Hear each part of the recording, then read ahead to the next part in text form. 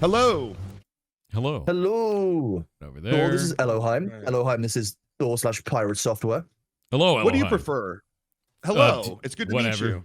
You can call me Fungus too. That's fine. You know, it's whatever. Whatever you want to call me, dude.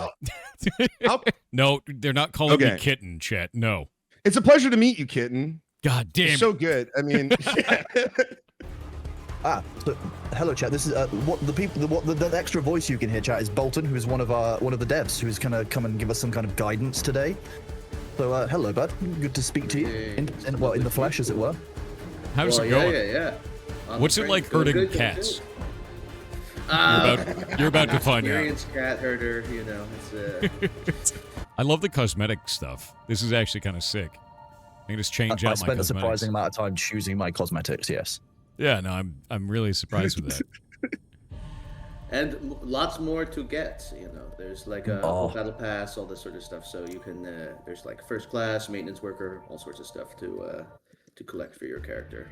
Also, before we start, I want to say thank you for sponsoring Indiecember. That actually means a huge amount to me, and it means a huge amount to the rest of the developers that have been showcased in this entire event. You guys are awesome. So thank you for doing that. Yeah.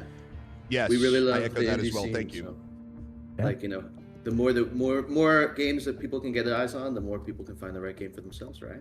But we're just basically getting onto my dagger because I have a teensy dev hack that lets me have 4 people on my team instead of the normal 3. Yes. Can you explain to me a dagger? Is that the name of the trains? So your dagger is like your Helldivers 2 shuttle or your Tarkov hideout. It's kind of basically you are a free railer. So most people live on big Titan trains.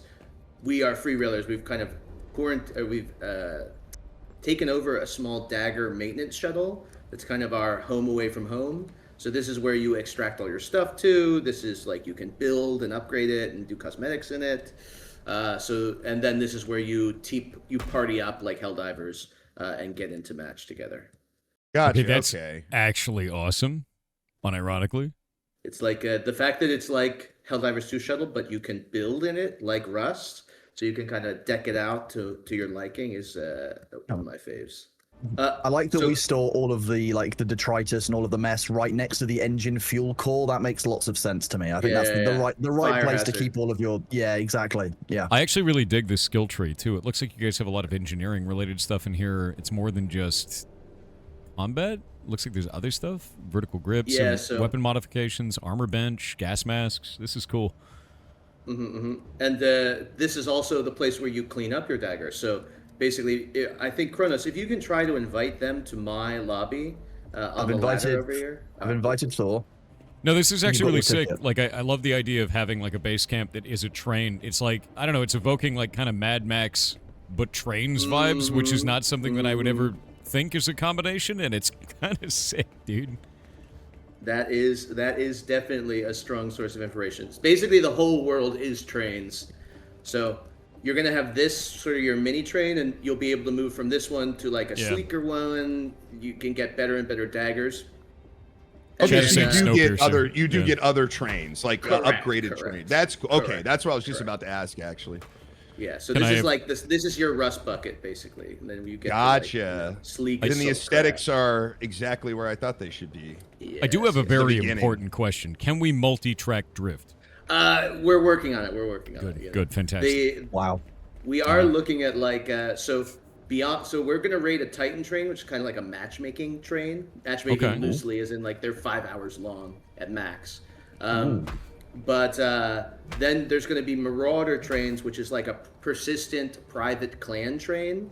And then between those, there's going to be cross-server clan versus clan raiding. Effectively, is what it sounds like, is a social sandbox game based on levels that are all trains. Correct. That's cool as shit. You can crossbreed these trains, right? Yeah. Yeah. I accepted your invite, but I didn't get into your game. I'm not sure. One more time. Let me try this. Yeah. I really like the environment passing by. We went through snow and now it's raining in this other location. It's actually really interesting to watch. The weather effects change, the environment's out there changing, destroyed cities. Like, it's not just an empty background that repeats. Yes. You're moving through places, which is nice. On the big trains, we can go outside. We can go on top of the train. We can go outside the train. Like while it's moving? Yes. I feel like that's an OSHA violation. That's what I was about to ask. Yeah. Yeah, was there like something going on out there that where like, it's like in, like Snowpiercer, it's like cold, right? Like you don't want to be out there too long. Like, why are we like in something trains? out? Honestly, I'm pretty enthralled with the world. Like, I love the idea of big machines. I'm very into steampunk genre, and I'm also into Mad Max and post-apocalyptic. So you've got something here that's very, very cool looking to me. So I'm really excited to try the game out. So the core of the game is definitely built on a Rust inspiration, right? So this is basically hyper Rust on a train, so much faster, much more dense. And then there's a little bit of extraction in there, kind of like Helldivers style extraction. Dude, this is sick. Okay. And then a little bit of battle royale. So basically there is like a fight for a winner's spot and limited lives. So there is this. Oh, pirate, you're here. Holy I just noticed a statue here. Yeah, no, I mean, just like the idea that we're on a train. It's a post-apocalyptic train raider game. Like, what? Now, when we were talking about like finding weapons, are these going to be like more melee weapons, guns? Like, what are we working with here? There are some makeshift melee weapons. It's mostly guns, and we're not going to find them. We're going to craft them. So. I was going to say, I found some plastic and metal. How do I craft? So basically, when we go to the next carriage, in your tab, you've got all your quick crafts, kind of like Rust. And from that, you'll get your crafter blueprint when we go to 3rd class, and then you can start crafting more and more and more stuff. And there is a full tech tree, so basically you can craft anything you unlock in the tech tree. This style reminds you of Meet Your Maker. Now you understand why I like it. Can I fall off the train? Like, can I actually like? Oh yes, you will die. Okay. I'm on a train. I'm basically by the airlock. And awesome. We'll come to you then. There's a bunch of like strange-looking recycling things up here with a pile of plastic and stuff. I think he might be on a different train. Ooh, yeah. He's on a different train. Not our train. Not our train. All this delicious plastic. I need to feed it to my chat. Here. I love dead guys. Can you... this is unfortunately janky. Can you exit that train and try to rejoin? With my precious plastic and metals. Wait, I think this was you're going to get a lot of plastic and metal. Yeah, let me just relaunch the game or quit the game. Oh, we are connected to another server. Pending net game. Exclamation point equals null point. Okay. Fun. I've had a dead man. It's cool. Oh, okay, no. I've been playing a lot of Dark Tide. Oh, wow, what's hurting? Yeah, the airlock is purging. You want to get out. Wait, what? Oh, I'm dead then, dude. It's on you? It's fine. I had no idea what was going on. It looked like it was coming from a direction, so I thought I was getting shot, so I ran away from it, which is further into the airlock. Yeah. That's what happened to me. The exact same thing happened to me. Hello. Oh. Hello. I think I lost my whole inventory. All right, good. I got you. I got your stuff. Trespasser's DNA. Okay, I'm by the airlock again. Okay. What? Is this because I'm in the UK and you guys are in NA? Oh, that is exactly what's happening. Yeah. Okay, so I need to join on just someone else. Go to the main menu and at the top right, just switch to North America. That's good catch. Common Kronos L. Feel spawn point? What? Yeah. So basically, like Rust, your sleeping bag, your bag roll is your spawn point, and you can steal them from other people. Like if you see somebody's thing, you just basically take it over and spawn there. There's 3 of these beds next to each other. I'm stealing one of them. I feel like I'm gonna wake up next to 2 strangers. They're gonna be like, "Where's our friend at?" I'm like, "Hey guys, hey, what's going on?" Yeah, I stole your buddy's bed. I hope you don't mind. I'm gonna chill here for a while. 45 plastic. I am the god of trash. All right, I stole a bed. I am now thriving. So do you have a bed? Bedroll is kind of like the primo thing to throw down when you get to a new place. You can only have 3 of them active, and they all have timers like Rust. But getting the respawn set up is pretty useful. Gotcha. Now, can I steal more than 1 bed? Can I steal all 3 beds? You can steal all 3 beds, and then the ones as long as you don't hit the 3 cap, after 3, the ones that you like, the last one will get just left abandoned. So, but you can take them home from people. You can also destroy people's beds with your hammer. You can destroy a lot of things with a hammer. A lot of the walls in the game are destroyable. Okay, I'm once again by the airlock. Okay, come on through. Come on through. Come on over. Come on through over, to baby. the C8 I think carriage. I'm past the airlock. I think If I'm in you- the, yeah, I'm with you guys. Yes, you're in C8. Watch out for the green smoke. That is deadly gas. You need to craft a gas mask to walk into it. Yes, you are on the train with us, Kronos. That was. I'm stealing the thank you spawn for- point. Yes. Sorry, yes. I was being very British and accidentally collecting all of the metal and plastic that I found. There's lots of natural resources here, and I can't leave them behind. That would be rude. We're gonna see way more natural resources as we move over the train. That's a good news, but also doesn't stop me from wanting to gather this. My brain is my brain. Come on out of the. Oh, did you come out? Were you in the airlock? I'm just waiting for the airlog. Oh yeah. Okay, cool. Are we like? Oh, so I just hitting the ground. You can just hurt, like, you can just Correct. beat the ground up under it. Oh, wow. Okay. You just Do destroyed that There in it real is. life too. You can destroy most walls, not every wall. Now, is there Most- a, like, durability to the hammer, or is it just like... Correct. That yellow bar Gotcha. at the bottom Okay. of the hammer. Oh, I see. Okay. All right. There's a lot of spawn points in here. So typically, how long would, like, a match last? Like, you're trying to go through the different classes, you're trying to get to the last... Yeah, so basically the part that's interesting is you can extract at any stage at so you can get in and play for 20 minutes, right? Kronos is here, let me invite him to the team. Yay, invited. Yes, my hack worked. Excellent. I'm becoming okay, a that was the way problem. to do it. Becoming? Yeah, don't worry about Now it. we're hacking. Don't worry. Just don't come over here. Don't worry about it. Yeah.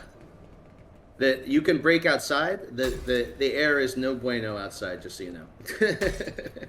Breaking the wall so- is that letting the air in? You'll have to step outside for it to start killing you, but Okay. so for instance I'll join you. Yeah, so hammer raiding people's bases is it takes longer than the boom, but very economical. It seems like the hammer is breaking really rapidly. Is there a way to repair on train, or do I have to just craft a new one? So there are repair kits that you can unlock in your tech tree, but the hammer is so cheap, I just make a new hammer. It's like 5 metal to make a new hammer in your quick craft. Okay.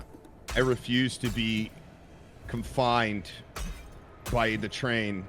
I must breathe the outside air. Here, before you breathe the outside air, you want to put this mask on. I dropped them on the floor. Okay. Oh shit! Oh, Oh my god! You Oh my scared the crap my out of me. finger slipped. I wonder how that.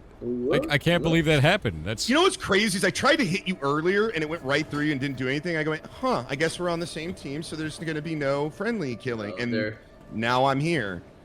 there is strong friendly fire. It's worth it. Oh, and you spawned on your bag. Excellent. Yeah, that I stole, which is right next to you guys. All right. So where are we going? Yeah. Let me show you guys the outside of the train. So I'll sort of show you the. I didn't get a mask. I was murdered. Yeah, okay, yeah. there we Here you go. go. Here's one. There you Here's go. one. There we go. Thank So you. this is kind of a makeshift cheapo mask. We'll get better masks and shit. But Alright. I'm gonna show you guys that this carriage has had a little bit of damage. So if we come over here, you can see the outside air. It's not so good. It's not so good. Oh, But okay, if gotcha. you careful around this edge, if you look down, that's your dagger shuttle. So to extract, you can jump on top of that and press E. No and this way. Yeah. So this guy, see that guy just extracted, right? That's Um, crazy, actually. Yeah. And so then, and you can call those. For instance, there's multiple layers. So if we come this way, so this is like the Oh, wait, quick where are version you of the tutorial. Yeah. If we Gotcha, go gotcha. here, basically, Trying to find you. down on the bottom floor. Yeah. I'm with you. And then, so there's the gas tunnels.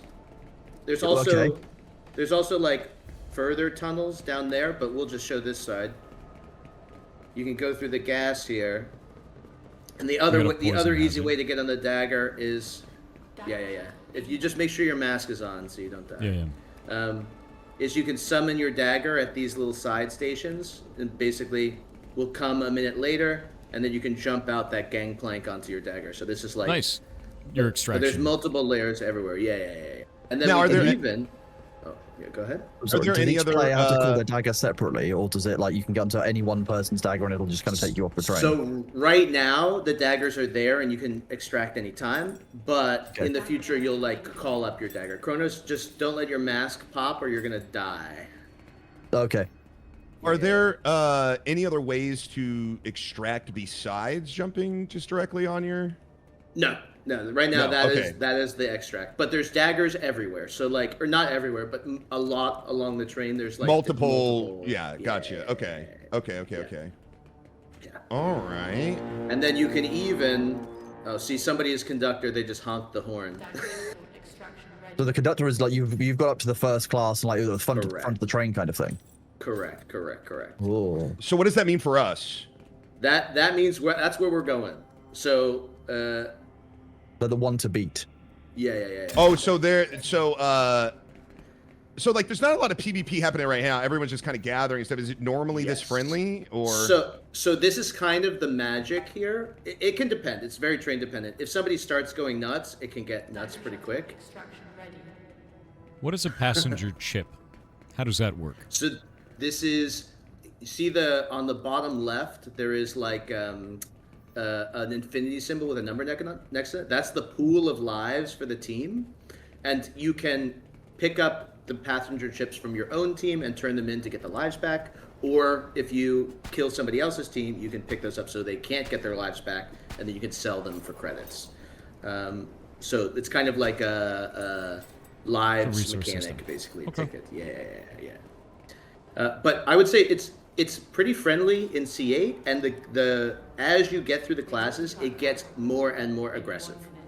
So the kind of Gotcha. idea is, if you're a less intense player, you can kind of slow play, stay towards the back. You can get a lot of stuff, but not the best stuff, by just playing slow and in the back. But if you want to go for and be like the king of the hill, the fight for conductor is usually pretty intense.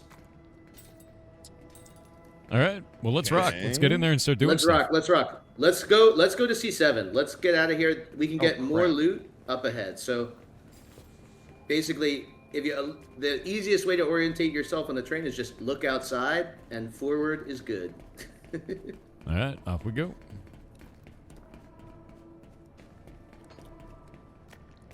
I have evolved. I have a rusted pipe. I also have- Yeah. The rusty pipe is probably a little bit overtuned right now. Oh yeah, we want to It looks like those like Aztec sticks where they put the obsidian on the end. It's like Yes. the glass is like. A Mako That Hill. looks brutal, dude. Mako Hill? Yes. Mako Hill? Whatever it's called. Yeah, I forget what they're called. I know of them, but I'm not smart enough to know what the actual term is. Oh, somebody's base got destroyed here. All right. Let's get out of here. Yeah. Let's go see Following something. you guys. Kronos, come on. I'm on my way. So, oh, We're waiting Makwatl? for the- Makwatl is what people are saying.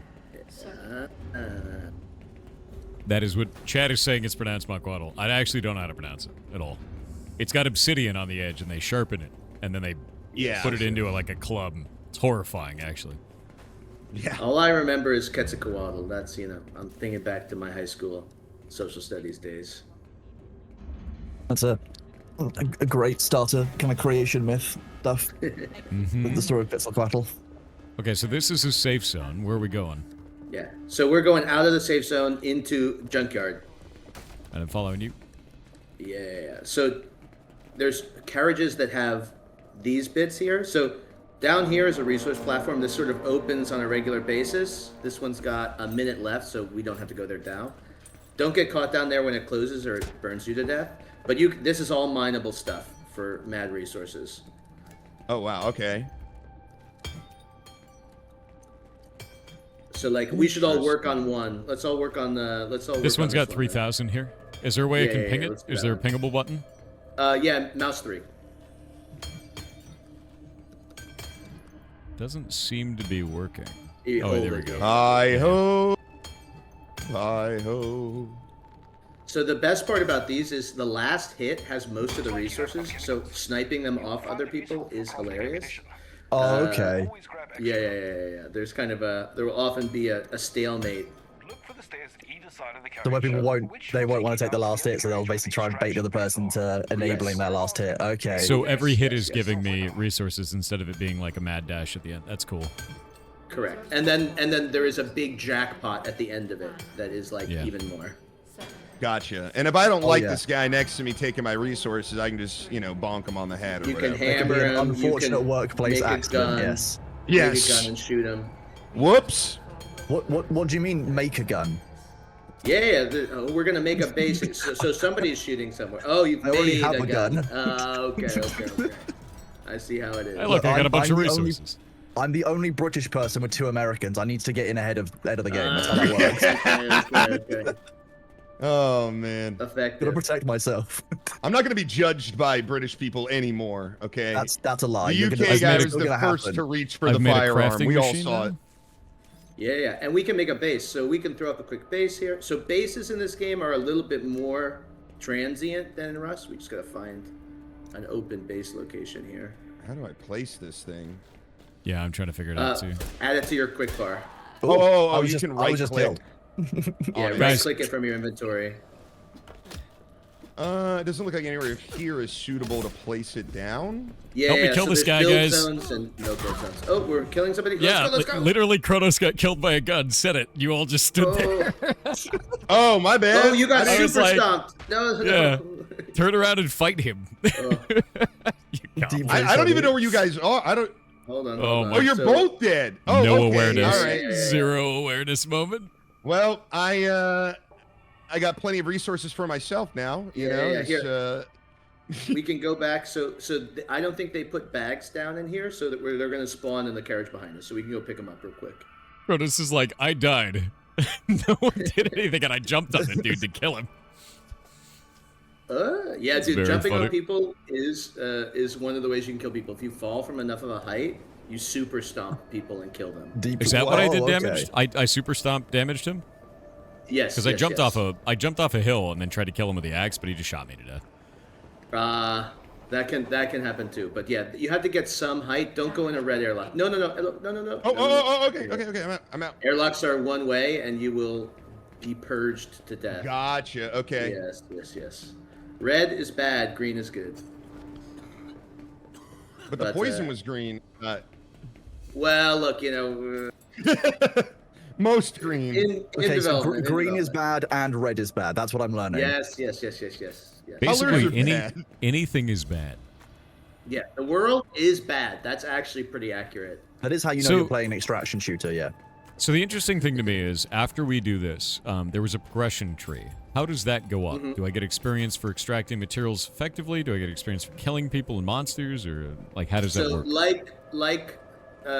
You basically are getting it for extracting resources. So each unlock has, like, a required resource, and that's what you're working on. So we can actually, let's go forward. I made us a base up front that we can take over. Let's move back into Junkyard, because I think there's also a large number of viewers that I see hanging around. Fair. Following you. Yes. I'm trying to make another gas mask, so give me just a second. Yes.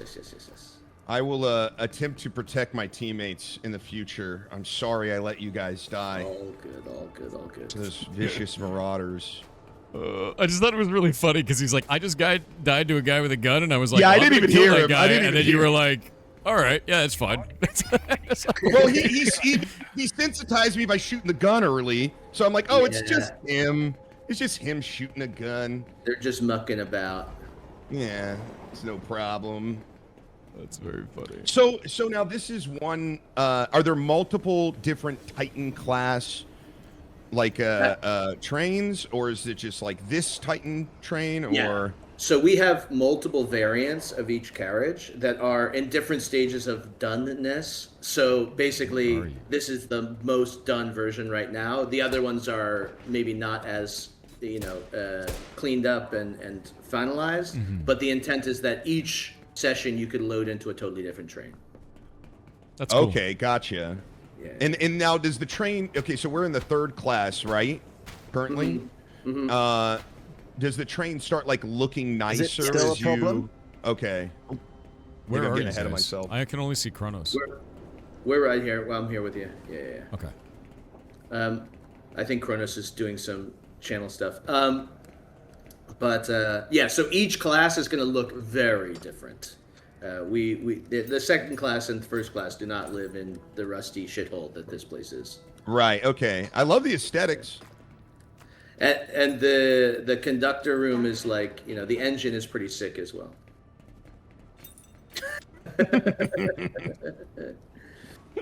Yeah, I'm in Local Adbrick chat. right now. I'm looking through all the crafting stuff while we go. Yeah, Love the idea yeah. of the smoke grenades, bandages. So we can show Grabbing you, everything. and on the crafter, if you see underneath the stuff, there's kind of a button that says, oh, you're not looking at a crafter. Yeah. So there is a button that says Tech Tree, and that's all the stuff you can unlock in each individual Titan Train raid. So, like, in your run, you can do a different build every time if you want, depending on what you want to unlock. I see. Is there a permanency to that in any way? Like, that's the tech tree on my train? Or? Correct. On your dagger, that allows you to unlock stuff in your raid tech tree permanently, and then your marauder is going to have a different tech tree as well. And we're kind of expanding that tech tree. Right now it's like improving your dagger and unlocking tech, but in future iterations we're looking at, like, you know, what kind of bonuses we can give without making people too crazy OP, you know. That's cool. What would you say is the biggest focus of development right now?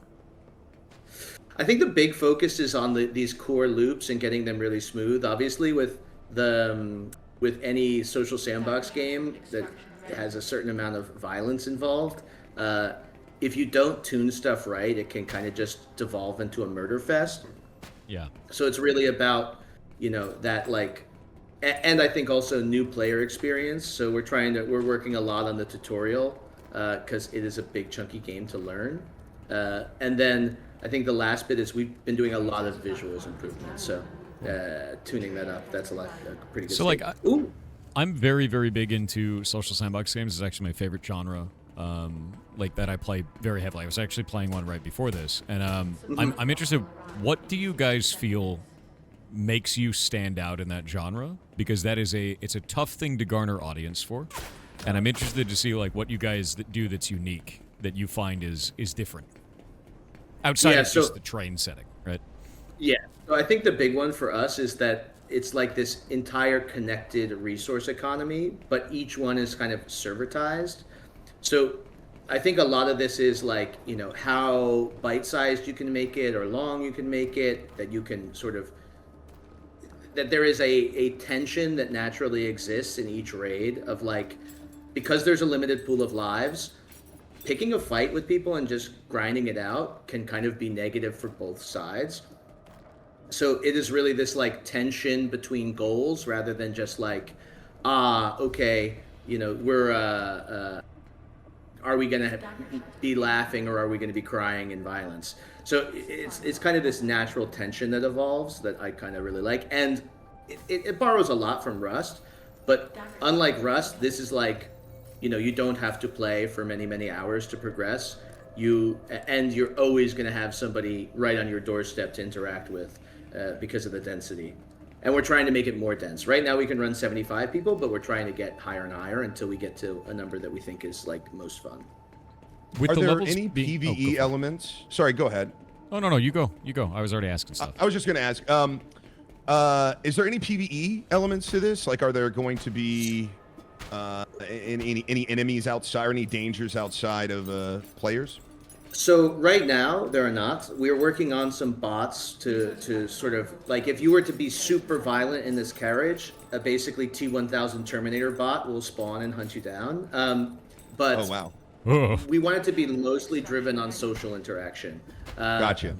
And then, but there are plans for, like, stuff in the future where there might be opportunities, but the core juice is is going to be that PvP. I think Kronos had to drop out of the team. He's at least out of game.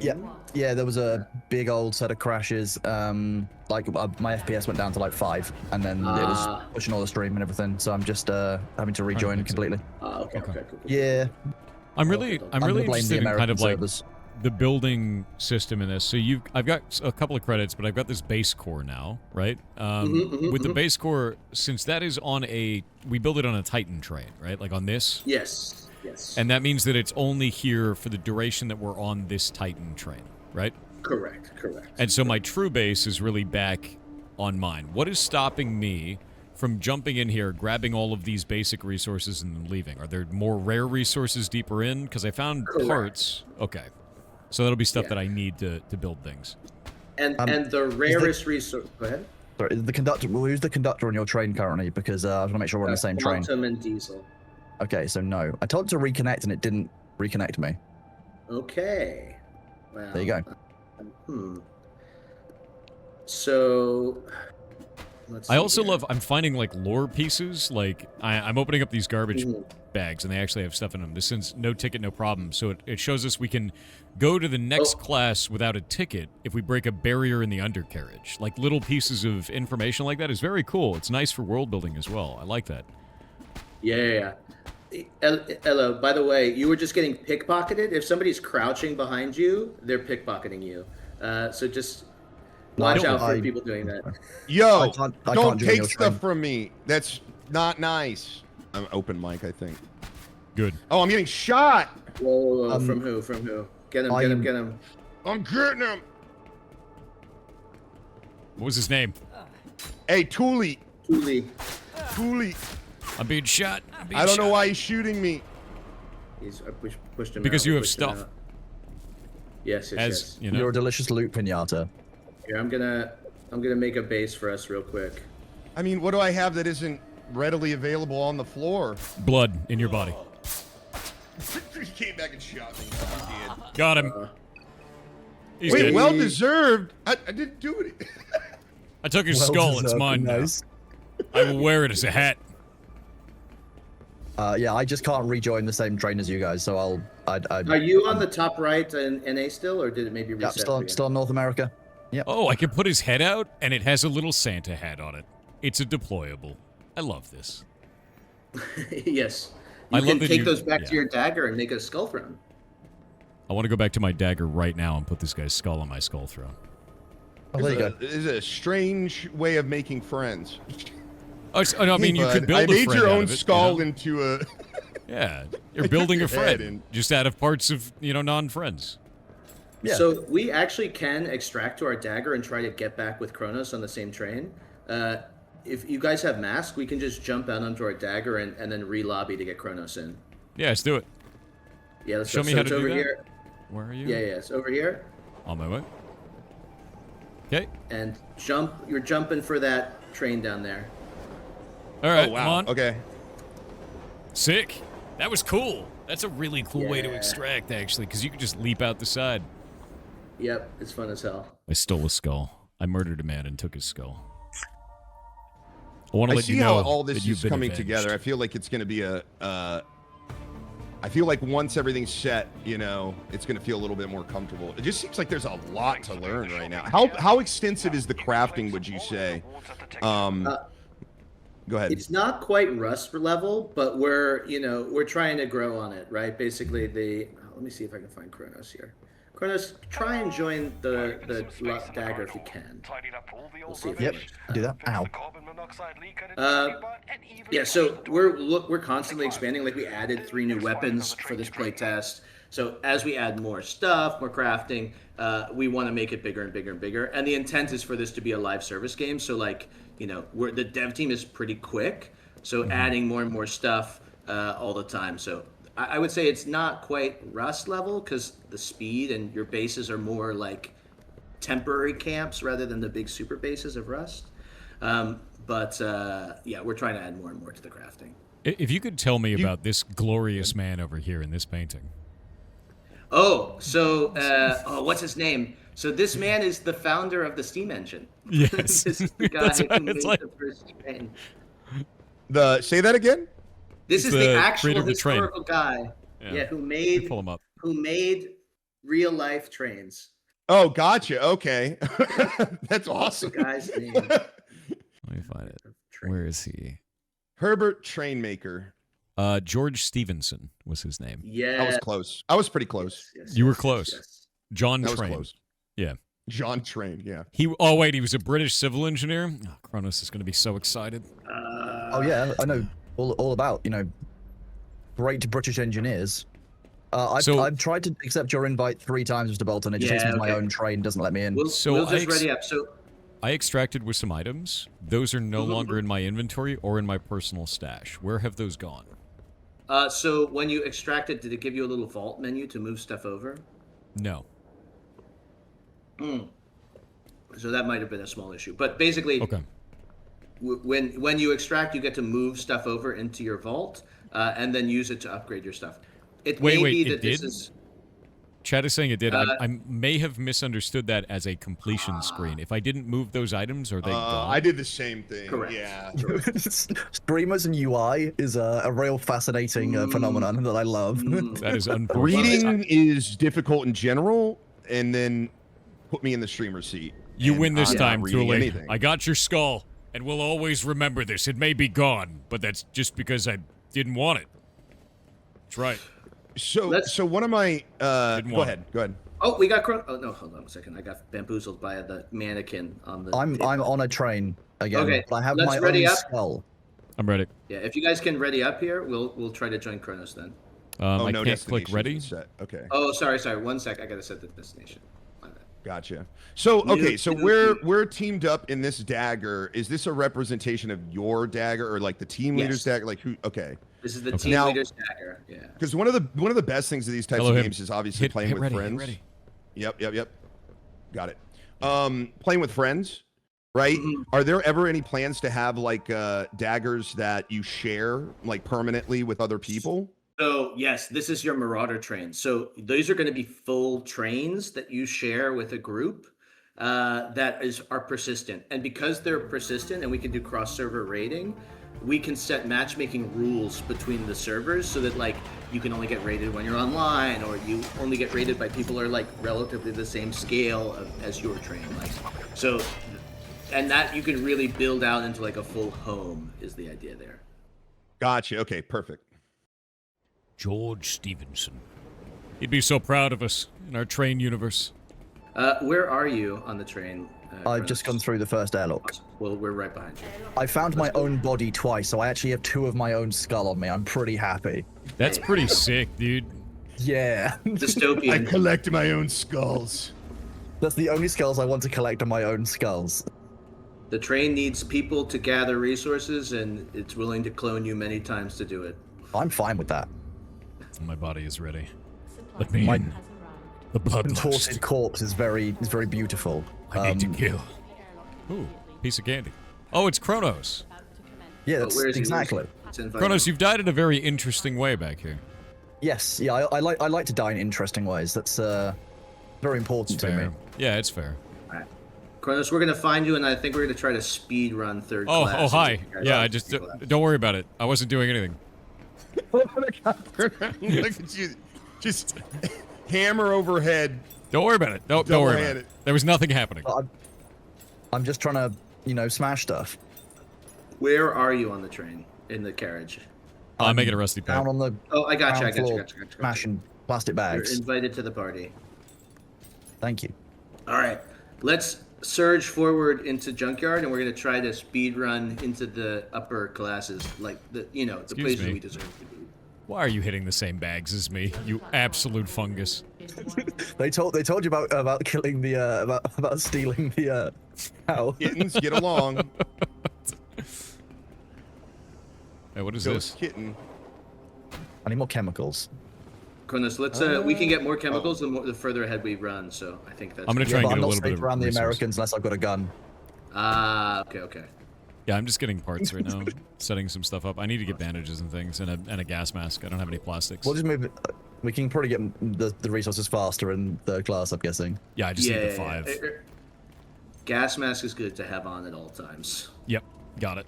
All ready? How did you make a gun? With chemicals? I On the went to crafter, yeah. the crafting cube and just made a improvised pistol. Yeah. I'm going to the crafting cube now. Ah, I see. So it's metal and chems. I need more chems.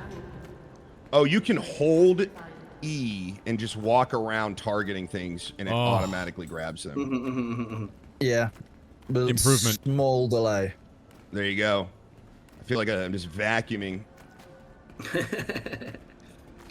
Everybody's got to do their share on cleanup, you know. Dude, there's going to be some people that get in this game, and all they want to do is clean this first area up. They're going to be driven nuts with all this stuff on there. They're just going to be walking around, like, desperately trying to clean the area. Does the improvised pistol need ammo Bullets? in some way? Yes. It starts with 8, but you can make groups of 10 bullets. And it takes low caliber? Is that... Yes, correct. Gotcha. Cool. I am now... using my First Amendment rights, Second Amendment rights. Nice, I'm nice. using every amendment's rights. All my rights are starting to appear. See, I'm more primitive. I'm just gonna cave people's skull in with the rusty pipe. Hey, that's another right. You're allowed to do that. That's in the Constitution as well. The right to pipe. The right to pipe. I got armor. Yeah. All right, I think I'm ready to go. All right, let's rock and roll. Let's go. We're going up. Was this guy just accused? Okay, so this guy I think was accusing me of stealing. Like. Yeah. So if you crouch behind somebody and hold E, you can pick their pockets. Oh, that's what he's talking about. Okay, I thought he was just mad I was picking stuff up off the ground. I thought it like maybe if he like harvested. I don't understand the obviously the social dynamics here. Yeah. All good. I don't. It's mostly new players because the playtest is we let in a lot of new people, so people are kind of figuring out the social agreement as we go. Gotcha. Okay. Hello, Kronos. I just got done playing a lot of Dark Tide. So it's a wonderful game. While we're here, feeling this is the tech tree for all the stuff you can unlock. Yes. In a Okay. playtest. So you Yeah, I can saw unlock that. like, yeah. So you can lock the gun. You go down the gun tree, all this sort of stuff. Oh, I have I'll 6. make us Oh, a wow. base. I'm gonna make us a base real quick, and let's all put a spawn down in it, just so we have a little base camp. How do I put down a spawn? So in your quick craft, everybody comes here to me.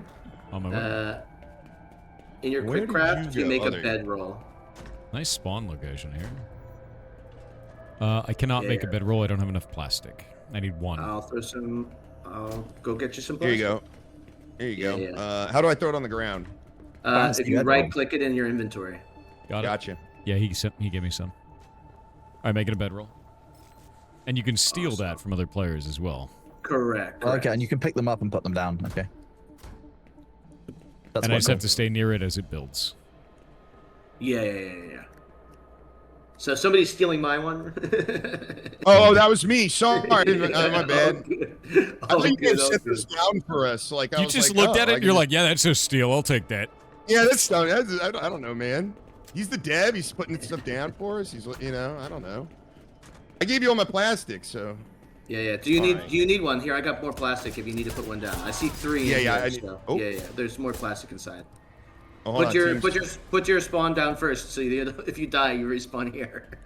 I just wanted to kill a man. Plastic inside. That's all I wanted. Oh, okay. I see. You peek now. You peek now. Have you? You're done. Okay. I just wanted skulls. It's not my fault. So what does it like? So I'm just throwing some trash bags that I found. Like, what kind of can we get rare stuff from this, or is it just kind of you can only get So, specific early game resources? You actually can in third class get some rare stuff from those, which are the relics. So if you get like a relic diamond, that's quite rare. Okay. But yeah, What do trash the bags relics are. do? They just Relics are for upgrading your dagger. So they're kind of like, Okay. yeah. You need that. They're like gated items for upgrading your dagger. And then Which is one of those things that you want to extract with it, and that's just the correct. expected. Correct. And you Okay. might need like, oh, that's the one I need. Shit, this kind of thing. So right now we're gonna just quick farm for 2 seconds, and I'm gonna make a ticket to get us to the next class. I got a crafting Oh, so machine for us. The ticket's party wide or individual? Again, for next- It's one pass through the door, so we just gotta make sure we're all together. I made a crafting machine press in here, so we've got that now. Nice. What, in our little base area? Yeah, Yep. yeah. Nice. Making ammo. So Gordon, grab a bunch of. Could you pass some of the resources you dropped there? I need some plastic and chems, the ones that you got. I can drop some plastic, and Yes, I can please. drop some chems. There you go. Awesome. Okay, I'm gonna go make us a class ticket. Also, if anyone What? felt bad about me killing that guy, he was wearing some. He had somebody else's skull on him too. He knows what he did. See, you know, he knows. He knows what's up. So your base core is basically your rust tool cupboard. So the walls will degrade if you don't put one down. So I'm gonna throw one down for us. Okay. This is to prevent the entire train from being covered in doors and walls. Fair. Okay, let's see. Guy who killed you was the one who brought the materials to the door. I don't know if it was him or if it was the dev. Oh no, we kill someone helping us. No, I think somebody is trying to help us, but look, Oh, you know, sometimes well- you gotta kill them. Now I have a skull in his honor. Thank you. Exactly. He did help us. He helped us gain a skull.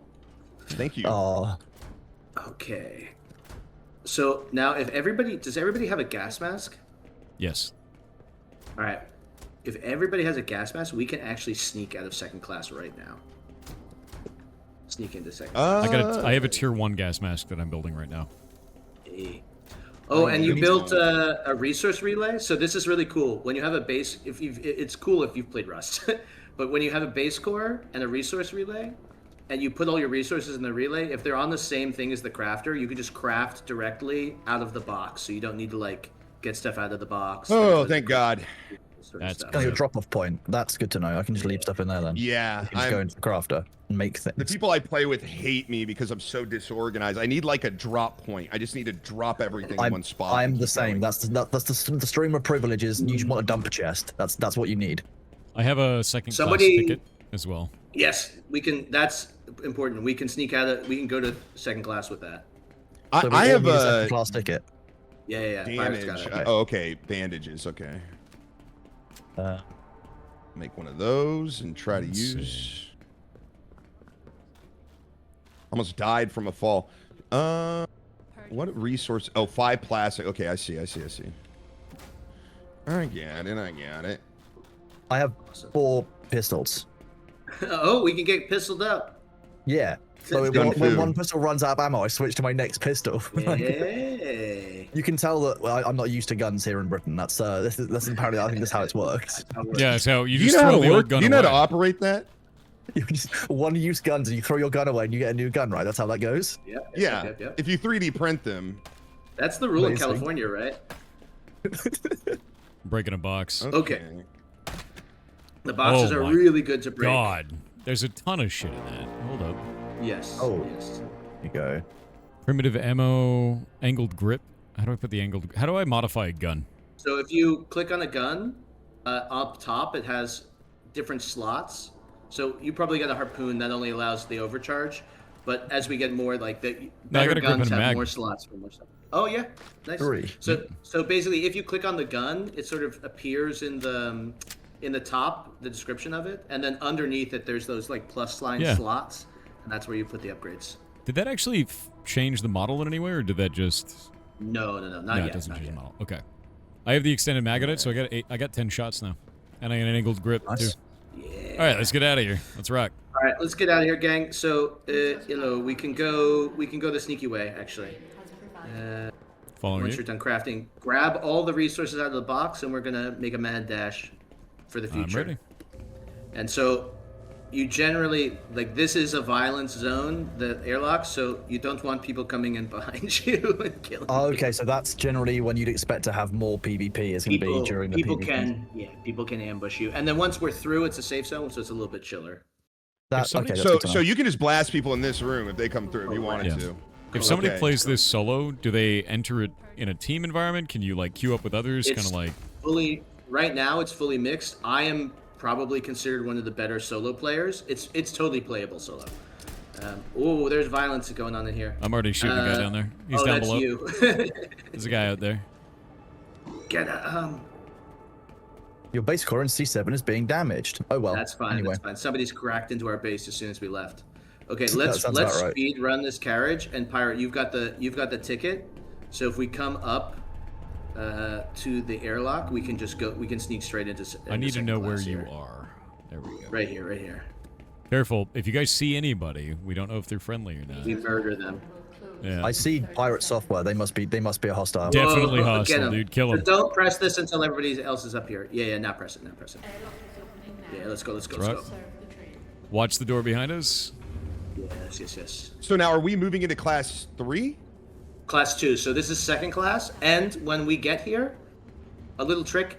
If you die, don't press a purple bag. Just spawn at class start. This is like a checkpoint. So you can always spawn at this area in front of us once we move up here. And it also resets our lives. So Don't know who this guy is. Gotcha. Okay. he's fine. I know who he He's is. safe. Oh, I was gonna say I don't. Go ahead. Oh, he's You're clearly good. the gathering. That's how that works. Yes. So now, welcome to second class. It's much nicer in here. Yes. Ah. This is This a is very like the tough working trash class. bag. What's a second class trash bag, dude? It's much stronger, Yeah. yeah. Tougher than the original trash bags. Yeah, More it's got durable. stronger plastic. It's not one of those ones that when you open it, you're gonna put like holes in it before you can actually find out how to open the plastic bag. So the train gets noticeably better as we get up to higher classes, it seems. Correct. You will see the first class carriages are pretty plush. I expect they should be if you know you're in first class. Like, Yeah. It's very Snowpiercer inspired. It's the downtrodden masses. Yeah. So there's gonna be like moist towelettes when we're in first class, or That's how it works, yeah. Well, it depends. Like there's towels if you bring the moistness. It's I always bring the moist. All right. It's the worst conversation. that's There- not there- even the worst there's worse conversation you've been in conversations to today. have. I don't think so. But I agree. Okay, so I'm getting these schematics. What are those used for? Rare. schematics. That's a relic. So that's going to be used to unlock stuff in your dagger. Okay. So this is kind of like depending on what one it is. So like right now I've got the audio cassette, which I know unlocks a record player for my dagger, like That's a cool. cosmetic. Yeah. Cool. And then Always How many ATM. cosmetic and kind of variable items are there for your dagger in total? Kind of A roughly. lot. Okay. I don't even know the count. I think it's probably like Many. might be approaching like somewhere between 30 and 50, something like that, I think. Because I've just found like an air vent that obviously leads to the outside. I'm guessing like if I wanted to Correct. leave early, that's like a little sneaky way that I could do it. It's only got like Correct. 1500 health. Okay. Correct.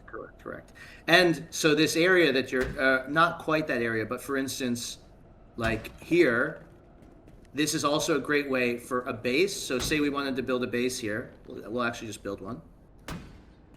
Okay, so we can basically shut the doors, we can lock the room down. If Everything we is actually want to leave destructible, by directly the from our way. base, we Like- could. Like everything is destructible in here. Even almost the everything people. on the train is destructible, and the people. Not the as well. bar.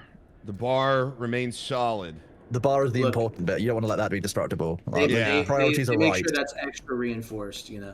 Gotta, Yeah, That bit dude. has to survive. You gotta take a priorities. moment, have a brewski in the middle of all this, relax a little bit. Is So there any make way sure you have a to mask. vault up things, like grab edges and then climb up, or no? We don't have vaulting right now. It is something that is being discussed, but it's chunky. It's chunky no, vaulting is always animation. hard. Oh like, shit! Somebody shot me, or Here, come to us and yeah. get spawns in the base. Where is us? yeah, somebody or something hit me up there. I don't Here we know. go. Here you go. Pinging it with the purple thing. I'm in. So let's make get bedrolls down if you can. Yep. And we got a On it. door in the back. Gotcha. And we'll make a crafter. I'm really glad you're so situationally aware, Elohime. I can't learn and play at the same time. All right, it's not possible. That's true. It's completely impossible. Yeah, for it's like every walking single and person. breathing. You know, it's only one Yeah, or the I- other. I hear you, but I don't know where you are. Jesus, dude. It's very funny. I need a mini map. Is what I need. Oh, we have to connect to the base core. We don't have a base core. Yeah. Let me see if we Hold can on. build one. I can build one. Yeah. I'm making one now. Perfect. Yeah, I don't know. I walked up there. I took a little damage. All right. I need to figure out why I can't place this. Oh, it's got to be like right in the middle, it looks like. Oh, wait, no, wait. Yeah. Wait. Don't look, chat. Secret pin. Hacks. I thought, what's the secret pin? Don't worry about it. Don't worry about it. Quite secret. All right, we got that. An armor bench. Okay. Our door is really shitty. Can we upgrade this in some way? Yes. So you need to unlock a Got it. higher tier door, a higher tier wall in your inventory, and then you can right-click to upgrade. But I'll just upgrade ours now. Nice. Did you put a weapons bench on the wall? Yeah. You can put everything on walls and ceilings and all sorts of stuff. wow! Oh, that was cool. Yeah, It seems ridiculous and incredible. And I love it. Yeah, So all you right. can make there are solo bases that I am making little like hidey holes that it's literally like fully packed. I have to crouch to get through my base just to pack everything into the little hidey hole space. That's kind of an awesome feature. Like, I didn't expect that. Just building stuff on the walls. And then we have Downside this is door. don't get the wall destroyed or the thing gets destroyed. But yeah. That I can see that being a problem. Yes. Dude, I'm looking at something called an improvised shotgun, and it's got a actual valve on the side of it. This looks like something that would come out of that German guy who was always making those like weapons from like wood and like objects and stuff. That's what it feels Hey, like. we got a player below us. Come see its features. That's what he I'm says. gonna see this guy's features. Oh yes, Yeah. I know that guy. Hit him with a pipe! Hit him with a pipe! Get him! He's run away. Cowardice. Where'd he go? Flee. He ran into the Gone. gas. Into the gas? Good luck. Yeah, into the gas tunnels. So down Should here, have been chased there. him, dude. you know. He also had a drill, which actually is pretty violent because I don't have a gun. Oh, okay, you should maybe have a gun. Maybe we should get Yeah, out of here. It's nasty down here. Oh wait, there's parts Yes, in I here. love how we're for like you're only here because like you have a special dev thing, right? You can't have teams of 4. Correct. Right. Oh, okay, okay. so 3's max. The thing is, did that the- So he's not I'm a- actually. He's like, you know, he's like a non-player player. You know, we can't It expect seems- him to go we door can, It to seems door. like the let's time go to to- kill is very long as well, at least with this weapon. So like, Gets combat faster draws with out, better which is cool. weapons. Does it? Yeah, Okay. yeah. We can go down to the resource platform and farm there. There's Cronus is already down there. Okay. Alright. I'm There's not a alone bunch down of here, good loot. but sure, yeah, that sounds Yeah. good. So the idea for the whole game is to basically move forward, create a base, take your train segment, and farm the resource platform as long as possible, and then extract with it. Is that accurate? Depends, right? So Ow. yeah. But the big resource that's kind of limiting at the late game is fuel cores, and fuel cores are only in the engine. So Okay. you can kind of like, I'll show you in the next carriage that you can kind of construct fuel cores very slowly without being conductor, but it's way more efficient to. Is that actually you need take to it. accumulate fuel to make fuel cores? Is that what things like uranium are for? Yes, exactly. And the conductor is a player, yes, Chet. Yes, Yes. correct. As long as someone is a conductor, do they generate those fuel cores? They build them in there, yeah. So they can build up to 3, I think, in the crafter. It used to be 5, so it might be that. But and then once they take them out of the crafter, they have 15 minutes before they explode. So you can't just like, it's not efficient to hold conductor forever. You kind of want to craft as many as you can and then make a break for it. So you can also camp. You can try to kill the conductor as they're trying to extract and take the Okay, cores that they that need. sounds good. Yeah. We might try one of those pretty soon. You guys should go into the Generally, Sparks. is it That's a better good to- idea, right? Don't That's go fine. fall because you will die if you hit the. Hit the Oh, tracks. okay. Is it generally better to hit things quickly with little strikes, or to Full build it up charge. and then drop it full charge? Okay. Full charge. Okay, I need to know, what does it mean when it says it's closing? Do we have to get out of the zone? Yeah. Let's leave. We've got 17 seconds, so we gotta leave. Grenades. I got out in time. No. Run. Ah! Okay, so there's a relatively slow. I mean, I say relatively slow close. Probably not slow Take enough. that situational awareness. Is your movement speed tied to the amount of resources you're carrying? Yes. So there is a bar on the left that has 2 lines. If you get higher than those lines, you get slowed down. It explains why I'm feeling slow. Yeah, you're freaking loaded. I see a man. I'm gonna shoot a man. Hold still. Yeah. Hold still, man. No, it's okay. I'm not gonna shoot you. Have a good day. Have a good day. Wait, where did our base go? Shoot him. Here in the. So at any point, if you lose the base, you can mouse 3 and ping base scores in the bottom left, and it'll show you your base score that you have currently placed. The gun wiggles a lot. Oh, getting shot at. Up top. Oh, Floor 3. coming up. Does everybody have a bag down? I only see 3 in here. We want to make sure we can spawn back in our base. Oh, and let me make you guys. Oh, get shot at. think I did. Still, come up top, please. Yep. Come join me. Hit him. I'm here. I'm here. Reload. No ammo. What do you mean no ammo? Oh, You I'm didn't getting make shot by ammo. another guy. I did though. Guy's name is Lemon. Lemonade. Yep. Oh, it's only got 1 blast. It's a 1 blaster. Okay, well, switching back to the handgun. Another one named Log. I love that the wall started to destroy as that guy shot at me, by the way. The gun is Oh, that guy's so fucked up. wiggly. The gun is so wiggly, dude. I'm gonna get you guys some better guns. Yeah, no, it's definitely... Oh, wait, that's a pane of glass in front of him. I'm just shooting the Oh, glass. Yeah, that's their- okay. that's I was their like, base. I'm right on him. Okay. That's their base. Here, let's go upgrade our shit. If we can go drop stuff up in our base, we can upgrade our shit. I need like to know the where the idea of base is. upgrading our stuff. Yeah. Yeah. All right. We're gonna drop it off in our resource relay, and then we can. How do I craft a bunch of repair, stuff. like, a chest armor? Because I have one, and I don't know how to repair it. Yeah. So I'll make some armor plates in the armor bench. Perfect. So basically, these are like bandages for your armor, basically. And Cool. I've got an armor for people. Okay, I've taken the armor I'm not plates. able Let me grab one of to those. see where you I've guys dropped are. off a bunch of resources, but I don't know. Oh, that's a cool little animation. Nice. It's a full armor plate. And I'll Nice. make some. I'll make some MP5s for people. Ooh, I also okay. found a helmet off a dead guy. So I have a helmet. I've got armor, T1.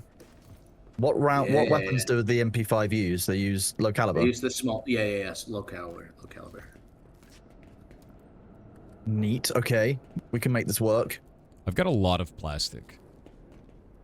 Yeah. Stick it in the resource relay. Where is the resource relay? Oh, wow. Okay. Well, Okay, all the resources are in the resource relay. Excellent. When we extract, can we take from the resource relay, or do we have to put it on our character Yeah. and leave? Oh no, you gotta put it on your character. You gotta carry everything out. Okay. I got some And then smokes. there's some. Nice. The smokes are pretty good. They also obscure any turrets. Like if somebody put a turret up, you could break them with the That's smoke. huge. Huge. Yeah. Okay. How does one build made a a few. turret? So in any of these crafters, if you look underneath the crafted items, there's a blue button that says tech tree. You can unlock turrets in the tech tree. So they're like they're down the green line, basically. Ah, okay. Yeah, I can see it. Turret, auto turret tier 1. All right. I've I added got a some snow globe charm. granadas. To my weapon. This improves it dramatically. You gotta get the decorations, man. That's important. Dude, 100%. I love that. I love that system. It's quite fun.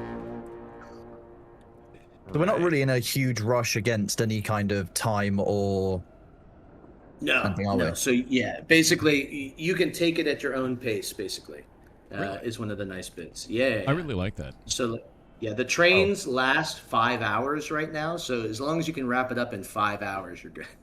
5. Okay, that's That seems fine. there's very few sessions that I can end out, like it'll take me longer than 5 hours. Yeah, correct. And at the end, so you can join a train partway through. So like, I don't know how long this train's been active, but at the end of the train timer, there's a countdown, and basically there's a Enginefall evacuation where all the doors open, red lights come down, sirens blare, and everybody's got to evacuate the train before it explodes. It's kind of like a mad dash. Cool. So I put everything Let's see. inside of the resource relay. Oh, we're out of metal. Mhm. That's why. Yeah, we need to get more metal. Here, I got plenty. Oh yeah. Put it in the resource relay. Yeah, put it in the resource. Oh, my bad, my bad. Yeah. Yeah. That guy Krusty Peanut over there. Here you go. Damn. This gun feels a lot better. I gotta get used to it. Yes, It's good. Yes. Wait, did I put that in the right place? I put it in the core. Is that No, not? That works. Relay. Here it is. Yeah, I need to make There you ammo. go. Ooh. Nice. Let me take some I'm making a these, bunch of and ammo. then- All right, let's get some more metal. Let me get down there. Got Lemon. He's dead. Yeah, Nice. I'm gonna get his goop. I'm gonna get his key. He had a lot of stuff on him. Taking it all. Cover me. Scoop it. Another guy down there. Magic. Two. I'm shooting. Magic and log it in. Oh. Cover me. Cover me. Oh, yep. Down. Nah, you ran towards us. No. Okay, I gotta get back up. I am way over encumbered. I'm gonna grab a lot of the extra shit that you didn't grab. I'll bring it up. Wait, where is our base? Yeah, right I went here. up that way too. It's like in a halfway point. You gotta like walk, run around. Yeah. Oh, I see. Got it. My character's like way over encumbered right now. Resource platform is now open. The trade Metal. I put a chest armor in there. I ripped that guy really fast. Fuel shard. I found a drill. Oh, that's good. Yeah, that's I've the got a- stuff you want, right? To take out, extract with, right? has arrived.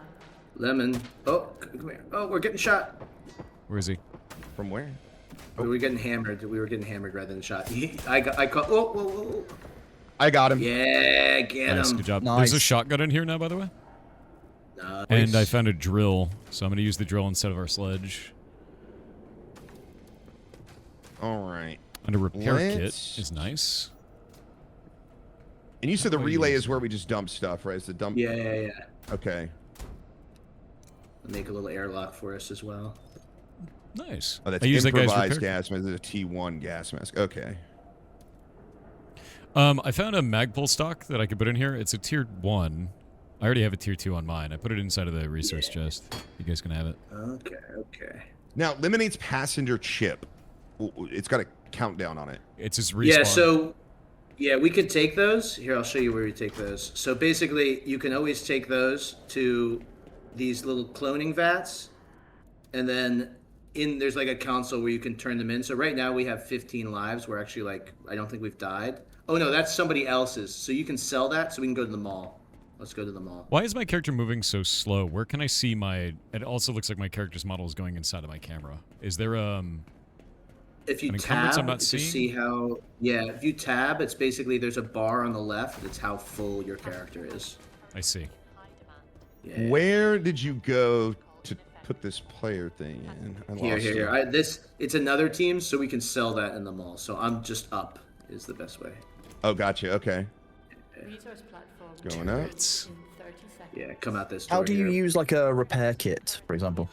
So you click on the item when you have a repair kit in your inventory, and then there's a button in the sort of top middle bar that you can press repair. Resource Yeah, it It looks has to like be I'm having unequipped first. a visual bug right now. Okay. So I all think you good. can sell that here, right? No. Sell rare I would items just- for tech points. I would just Lemonade. drop it. I would just Okay. Lemonade's back in our change that base. recently. Get him! Oh, gotcha. Okay, yeah, it says I can't sell it here. at the Yeah. moment. I would just drop it. I think we've changed that recently. That's good. We need ceramics and metal. I just coming in with Don't we ceramics get right ceramics meow. from the resource Oh, area? only 7. Okay. Correct. It's right Drop above us. stuff. If you guys just go like right to where I'm at, it's all over the There floor. we go. Yeah. How can I tell the weight of something that is in my inventory? Is there a way There to is do not that? currently a weight status, just how many slots of your inventory it's taken up. We're going to do that in the future, but Interesting. it is currently the just number of slots occupied. You gotta feel it, you know? Yeah. I see. Roll it So it's around just in your slots hand. occupied. So we don't actually Yeah. care about what they are, just how many slots that. Because I picked up a ticket thing, like just a piece of paper, and I was like, "Why is my inventory so full, heavy wise?" Yeah. I was like, "Oh god." Right. I can absolutely see your vision for this Yeah, game. this is cool. Yeah. I'm Yeah. enjoying this. This is great. And if we get geared up, we can actually go. So Lynch, the guy who's the conductor right now, is probably one of our best PvPers. If we go and pick a fight with him, Well, like, yeah. Well, no, maybe not. We're four. We're 4 versus 3. So well, they just extracted, so I doubt we're gonna fight them. Okay, so where do I turn in that ticket? The player ticket. Where does that go? So that was for another team. I would just hide that basically. So that's to keep them from Above getting us? their lives back. We haven't died. Go get We got a guy with what looks like a minigun or a harpoon or something. I don't know what that is. He's gonna Magic. drill. He's gonna drill. Is that a drill? Melee the weapon. building's falling on the side when you shoot it. That's cool. Yeah, it gets broken. Yeah. He's inside of here. I got a drill. Want me to drill the door? I mean, this is a base right here. I think he lives Oh. here. We could try to raid them. Wait, why does the drill need ammo? It needs batteries. Yeah, it's basically like, so it's not just default better than the sledgehammer. Okay, I'm gonna go Oh. figure that out. Then. Yeah, they're pretty cheap. They're made in the crafter. They just cost some plastic. I'm gonna go But back. like, whose base is this here? Or is just shooting everyone on sight? I mean, if the game didn't want me to shoot them, it wouldn't fill them with loot. I mean, it's an extraction shooter, so kind of that tracks, yeah. Yeah, I'm doing the shooting part Wait, of the extraction. you're PvPing in a PvP game, sir? This Yeah, is who could've- 2025? Who could have That's thought very otherwise? controversial. Yeah, How could incredibly. you? How could we do? Where's the such a- Tarkov wiggle? Come on. Whoa. So is there a lean for this game? Do you have a lean? No. Okay. Yeah, because so no Tarkov wiggle then. Great. Love it. Yes. How do How, we- how none of have that the players communication. that you've seen found like a way of communicating that they are friendly to each other? Yeah, so we're looking to add sort of arc style emotes, like don't shoot. Okay, But nice. a lot of people are kind of just shouting across the difference because there is local chat. They'll just There go is. like, I've had to turn it off. Yeah. "Oh." Yeah. I imagine that, yeah, for your guys' particular use case, it's probably good to turn off. But Yeah. Streamers. I've been and open mic and this whole VoIP are, time. That's why when I said I'm gonna shoot this guy, he looked at me. He's like, "Wait, what?" Wait, what? Yeah. I was like, "Okay, I need to stop Please no. announcing out loud when I'm gonna attack somebody." Lemonade's out. How do I place a turret? It's just showing red. You need to be near. It needs to be on a player-built wall, and you want to have the base scoring range.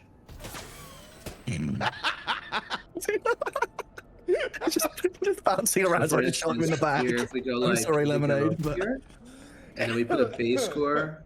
This is no valid base Caught me score. off guard. I'm gonna put Sorry. base score down for it. 1 second. Oh, you're putting it down for it? Because I Okay. shot him so Yeah, many times. yeah. You walked got him on up the with outside of the one wall. bullet in him and he fucking Yeah, fell over. It was so Did you just funny. Press through the first find him wall, from and then behind? go- killing this bin. Okay, hold up. I have bullets for this. How do I put turret ammo in it? So place it, and then you can put the turret, and it should start working. They put it in So if you fuel. Is open that it- correct? Yeah. Correct.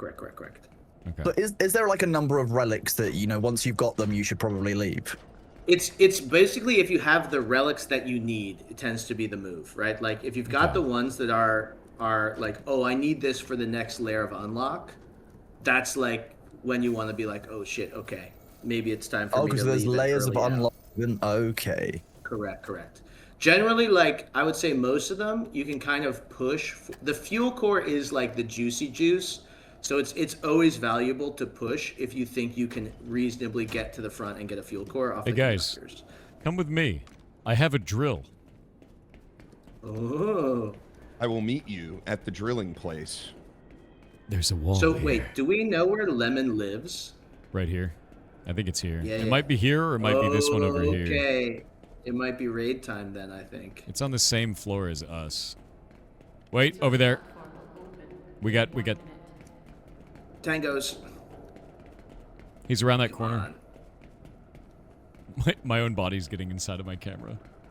This is Stealthy Rabbit. I don't. They seem to be a little down and out, but we can kill them if we want. Oh, they've got God guns. damn it. They shot back. feel They like, shot I back. feel like Lemonade is trying to parlay with me because I I can see was the trying voice to shoot symbol, him but I and can't then hear them. Ellohime went in my line of sight as I was going back. All right, here we go. This Oh, is that what hit me? Oh, okay, my bad. in front of Wait, us. is Lemonade over? Oh, I think this is Lemonade's base. I think this is them. I'm on my way. I have the Oh, drill. I got Logadin. Logadin we killed earlier. Okay. Oh, he's going after you. He's going after you. Oh, well, he hit me. defend me. Witness me. So, okay, the train said it marked me in my actions. What does that mean? Yes, so this means basically in these livable carriages that he just spawned behind us. Kill him. In these livable carriages. Kill him, guys.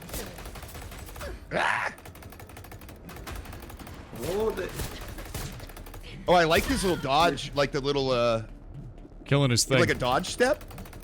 We're kicking him off the train, boys. Shoot the bed. Got it. Bed's Bullets in destroyed. Shoot the bed. That's not normally the term. I was drilling the bed. It's gone. So the drill is basically your deconstructor. Yeah, so drill and sledgehammer are excellent for eco rating. And then there is, of course, big explosives like rust style. But they are relatively expensive. It's lemonade. I'll let them live. Don't let them live. I mean, I'm stealing his bed right now. you're stealing should Lemonade's probably- bed. Kick I him off the stole- train. This is our I train stole his now. bed. There's Yeah, two of I them. stole his bed. Ellohime, why do you have a like skull with horns above your head? Because he's killing. So if you in these compartment carriages, if you're like a super predator, you kind of get marked by the train. You're hurting the train's ability to gather resources via people.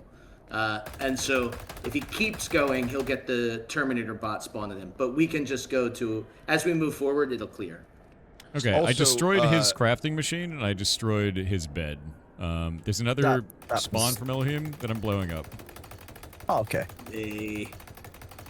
I'm also just a bad person, so that could amount to some Wait, of the... Ellohime, you stole his bed. Yeah, I did that.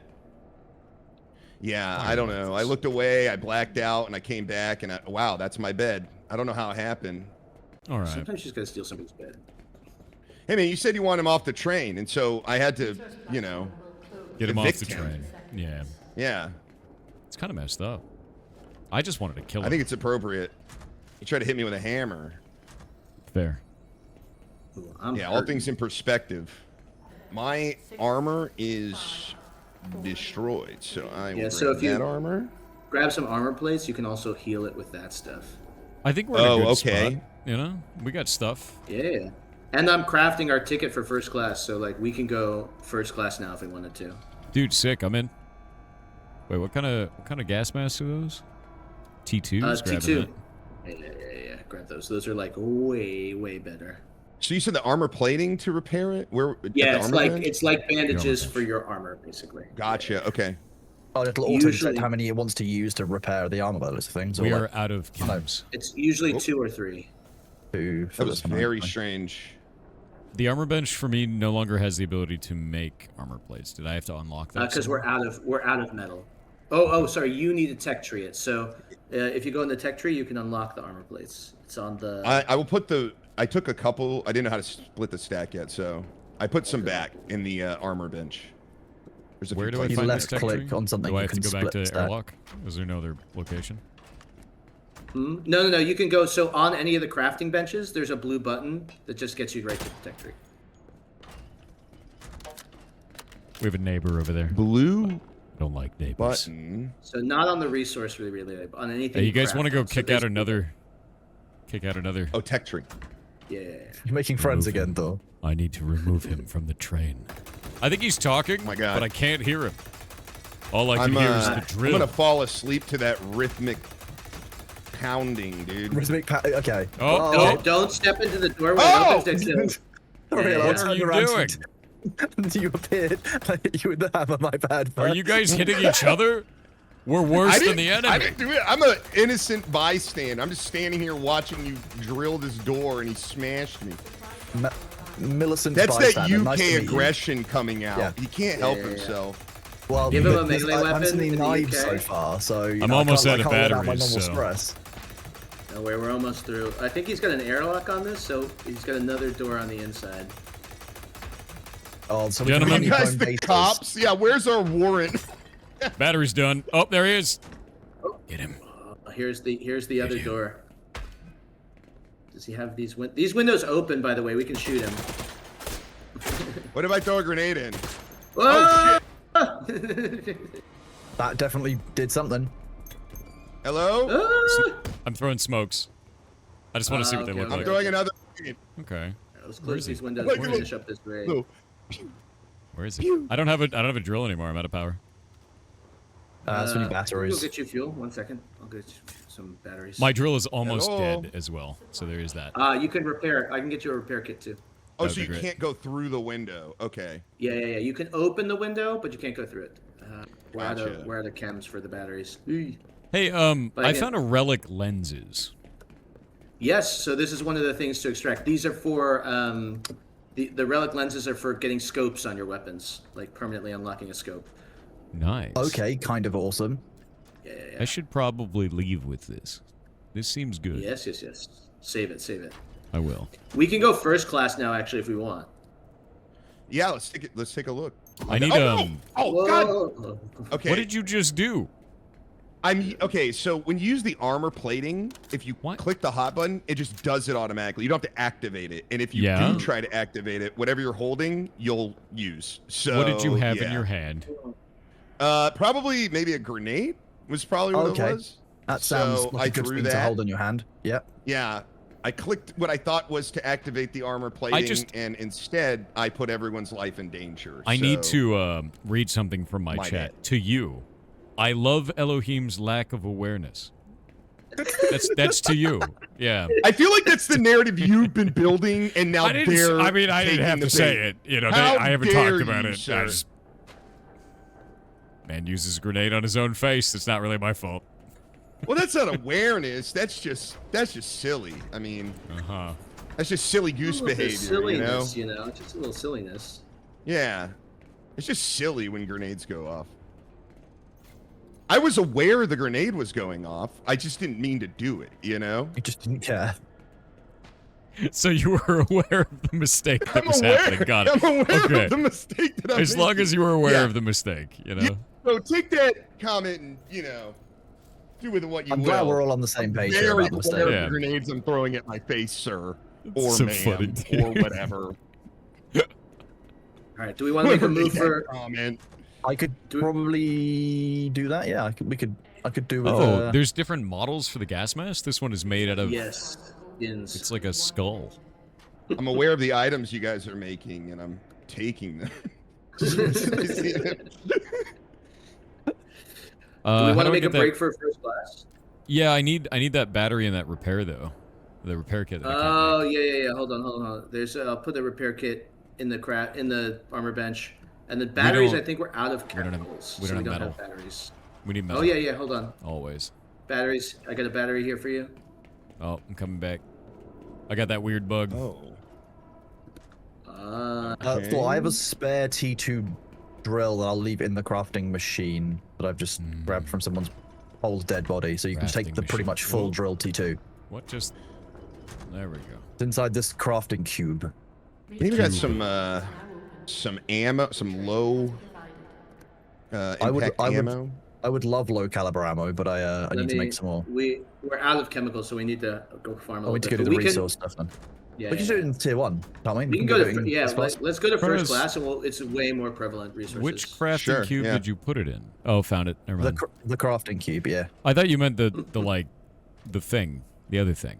Don't worry about it. No, the crafting cube. It's a cube and it's used for crafting. Fair. Yeah, if you guys bring back metal and chems, then I could do this. I think we're gonna do that in. Yeah, let's go first class. It's just way better for resource gathering. Is it? Let's go. Should we extract? Should we get our stuff and go then, or no? I've got most of the stuff. Okay. Just gonna get a bunch of metal So- and we'll go. So why the title Enginefall? So this is basically when the right now the countdown at the end is what Enginefall is. Basically, the way the trains get people off is dropping out their engine and irradiating the whole train. So it's kind of like an in-world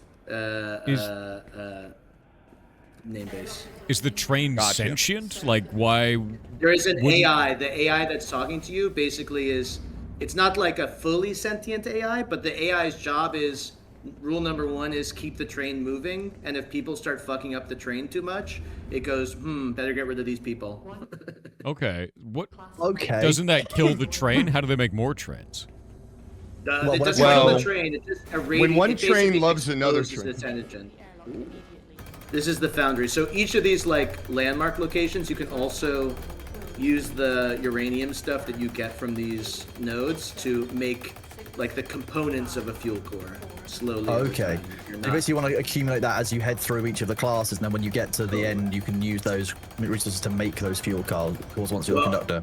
No, so basically the engine you can just make them without those resources. Oh, okay. But this is like if you're not good enough to be the conductor to win the kind of king of the hill fight, you can kind of slowly accumulate. You're not hard stuck. You can kind of slowly accumulate components without having to push for the engine. But it's way slower than just winning the fight. Nice. Let's get out of here. All right, let's I got roll. uranium. Let's roll. We're gonna go forward. We can go to the mall in first class for the plush experience. Oh, That's okay. right. Well, if- Following you. So, are there traps in the game? Can you Oh, create and Kronos, place traps? hello, just careful. You gotta make the jump here. You might die. Okay, good. Jesus. There are no- Okay, gamer, bro. There were some mines, but we removed them because they were a little bit abusive just for this playtest. So there's Gotcha. some Kind of stuff imagine that we've in this removed kind of for this environment, playtest. yeah, these mines like claymores and stuff would be ridiculously powerful in this kind of environment. You We know had what would be some- really fun if you had like an impact mine where it doesn't do damage directly, it just pushes somebody in a direction. The impulse from Ark. Yeah. I would just put that on Yeah, the edge of something the like that, train and yeah. launch you out of the train, dude. Right. Or Oh, like one everybody- of those. Make sure you have a gas mask on for this carriage. Yep. This is an Gotcha. open carriage. Yeah, or like the foundry, right? There's all that lava and stuff. Little bob This into is such the, a cool environment, dude. get a little Oh. Terminator action, little thumbs up. Gang, supply drop. We're gonna open this. This is Oh, like sick okay. loot in here. Get loaded. Get Oh loaded. wow! Oh wow! Oh shit! Whoa, Somebody people shoot. fighting. That was me, Where, dude. where? Oh, Oh okay. Tier 4 Fat sledge. loot. Yes, train tech shit. Wow. Yeah, Wow. yeah. Oh, that's sick. How Oh, do these you, are like um, vertical grips and everything. Okay. Yeah. Get all your stuff kitted. How do you attach a grip onto a weapon? So if you click on the weapon in your inventory, it appears in the top middle thing, and you can drag the items into the corresponding slots. Nice. Okay. Holy shit! That helmet looks awesome. Yes. We're freaking loaded, gang. Oh my god, this is insane. Okay. Grab a AR here, because I'm otherwise So scuffed. these weapon attachments and stuff. Do the weapons come with these attachments ever, or do you have to always? No. You have to craft them. You have to craft them, or grab them and put them on. So they always craft in their base form, basically. And how do I attach them? So if you click on the weapon, it'll pop up in your in that middle bar above your inventory, and you can drag the Perfect. attachments into the corresponding slots. Incredible. Thank you. Okay, well, that was kind of amazing. Yeah. This is like this must have just spawned. This is like very popular for people to murder each other fighting over. All right, let's Okay, get out should of we here. move away from the... Before we Yeah, get let's go, murdered, let's yeah. go. Oh, I'm a little bit over encumbered. Same. You can drop. I would just drop some stuff if you can. How do I... Okay, I don't need... You just drag it off your inventory. Does anybody need a T3 helmet? I grabbed an extra one. I would love a tier 3 helmet, yeah. Well, not you. Does anyone else need a T3 helmet? Wow, dude. I would That- love a that- T3 helmet, dude. That's fair, because I hit him in the face with my hammer. Where are you We at? gotta get out of here. Our gas master Yeah, losing yeah, a lot yeah. of their ability. I'm Alright, next to ready? you. Let's go. Throwing it down for you. Serve the train. Oh, don't miss this door. Don't miss the door. Kronos. Okay, good. Get in. I'm not missing the door, I'm just watching it, don't Love you, worry. Rip. It's fine. Yeah, Alright. we're just gonna make sure. Just making sure. All right. Welcome to first class, gentlemen. My character looks so sassy in my picture with my gun. I'm like got a little hip out Oh, yeah. look. Doors open. Exit the airlock. Ooh. What? 30 sequence about to commence. How is Poker Play always here? I'm impressed. he is one of our best players. Oh, that makes he is sense. also one of the community managers. So he was a player, and then he was so good at the game and talking to players and communicating, we made him one of our community managers. So That's sick. Oh, that's cool. Place bedrolls within to form temporary Okay, where are we going? What are we doing? So we could camp out in here, but I think we go to the next carriage and make a base there. Okay. I'm Holy in. crap! I love the variants in the different. Hey, wait for me. What do we call I these? love the Wait look for of me, wait first for me, wait class. for Like, me. I'm on Yeah, my the way. botanical. That's Yeah, the best. botanical Yeah. class. Our botanical car is pretty interesting. So you guys can basically just be like, we're going to make a new train car style. And Correct. that is, in terms of development time, is not super bad because you have this framework and you could just make level variants. That's freaking awesome, Exactly. dude. That's such a And good we spot can- to be. We can live swap these as well, right? So okay. like we could do. I'm pitching for this is very in development. Not subject to lots of change. I'm pitching for gigantic rail cannon. That for the okay. clan versus clan, it's like if you MLRS in Rust, you basically shoot the other train with a rail cannon, and it would like live load a damaged version of the carriage. Airlock immediately. Were you That's saying that these awesome. would be procedurally, excuse me, procedurally generated? No, so they're not. They're all done by the team, but we can swap them. We can do different trains. So each time you load a train, we can do a preset. We can do a random. We'll probably Gotcha, do okay. mostly presets for experience at the start. But once we get more and more trains, we could do every train is different. We could do that different carriages have different resources. So you might be like, oh man, this is the train that has this. I can get this on here that I need for my progression. All this sort of stuff. Let's take one of the primo base slots. So we Do can it. take. Crafting machines everywhere in here. Like every room This already is has one. This is this very Hunger fancy. Games level. Like when they go to the city. This is the like pimp zone. My cat has arrived for first class, so I know exactly what kind of behavior what he's expecting of me. Very British, you see. Yeah. Let's let's get bags down in the base, and then we can maybe fight for the conductor. How many players per train? 75, but we're pushing for more and more as we get optimization better and better. Interesting. Dude, I love What, how what would there's so your much more goal cabin number space. be? As many as is fun. Okay. And then we're also working on, this is a little bit long term, but we're working on a thing where in between carriages, it can be a different server. So if we get that running, we can have infinite people on a train. We won't be able to get infinite people in a single carriage, but the idea is like in the future, we could have a situation where, especially on the big clan trains, you might have like 1,000 people on the clan train distributed across, many cars of the train. Okay, well, that's huge. That's genuinely huge. It's planet one side. of the big advantages of the format. I really like So we this. got our base up. Now, besides supply drops, are there anything that we should be keeping an eye out for that could be like randomly spawned in or? So supply drops are the big one, but then the supply drop and the resource platform, but we're going to be adding more in. We took out a bunch of systems, like there's fully, it's not done systems, but there's like a farming system, there's a cooking system, there's like So all I could the be a other. base mom. Yes, correct. Fully realized. Fully realized, Amazing. self-actualized, Ready. And so yeah, there's a bunch of stuff like this where generally like I would say this playtest is a little slower because in the back there's just a lot of people learning the game. Yep. But That makes like sense. as you get more and more experienced, people get more and more like intense about this upfront play. Like you will often see that these fights here in first class are like murder crazy. Just KOS most of the time, or do you have like cooperate? Do you see people cooperating at this level? People will work together if there's like a conjoined goal. So like for instance, you can launch a revolution contract, which basically is like these conductors are a pain in the ass. We need to fucking kill them. And so everybody that joins that, like commits to that, will have a little symbol above their head that's kind of like a soft alliance. You can add, like we could ally with another team, and they would have a little designator I'm being above shot. their head.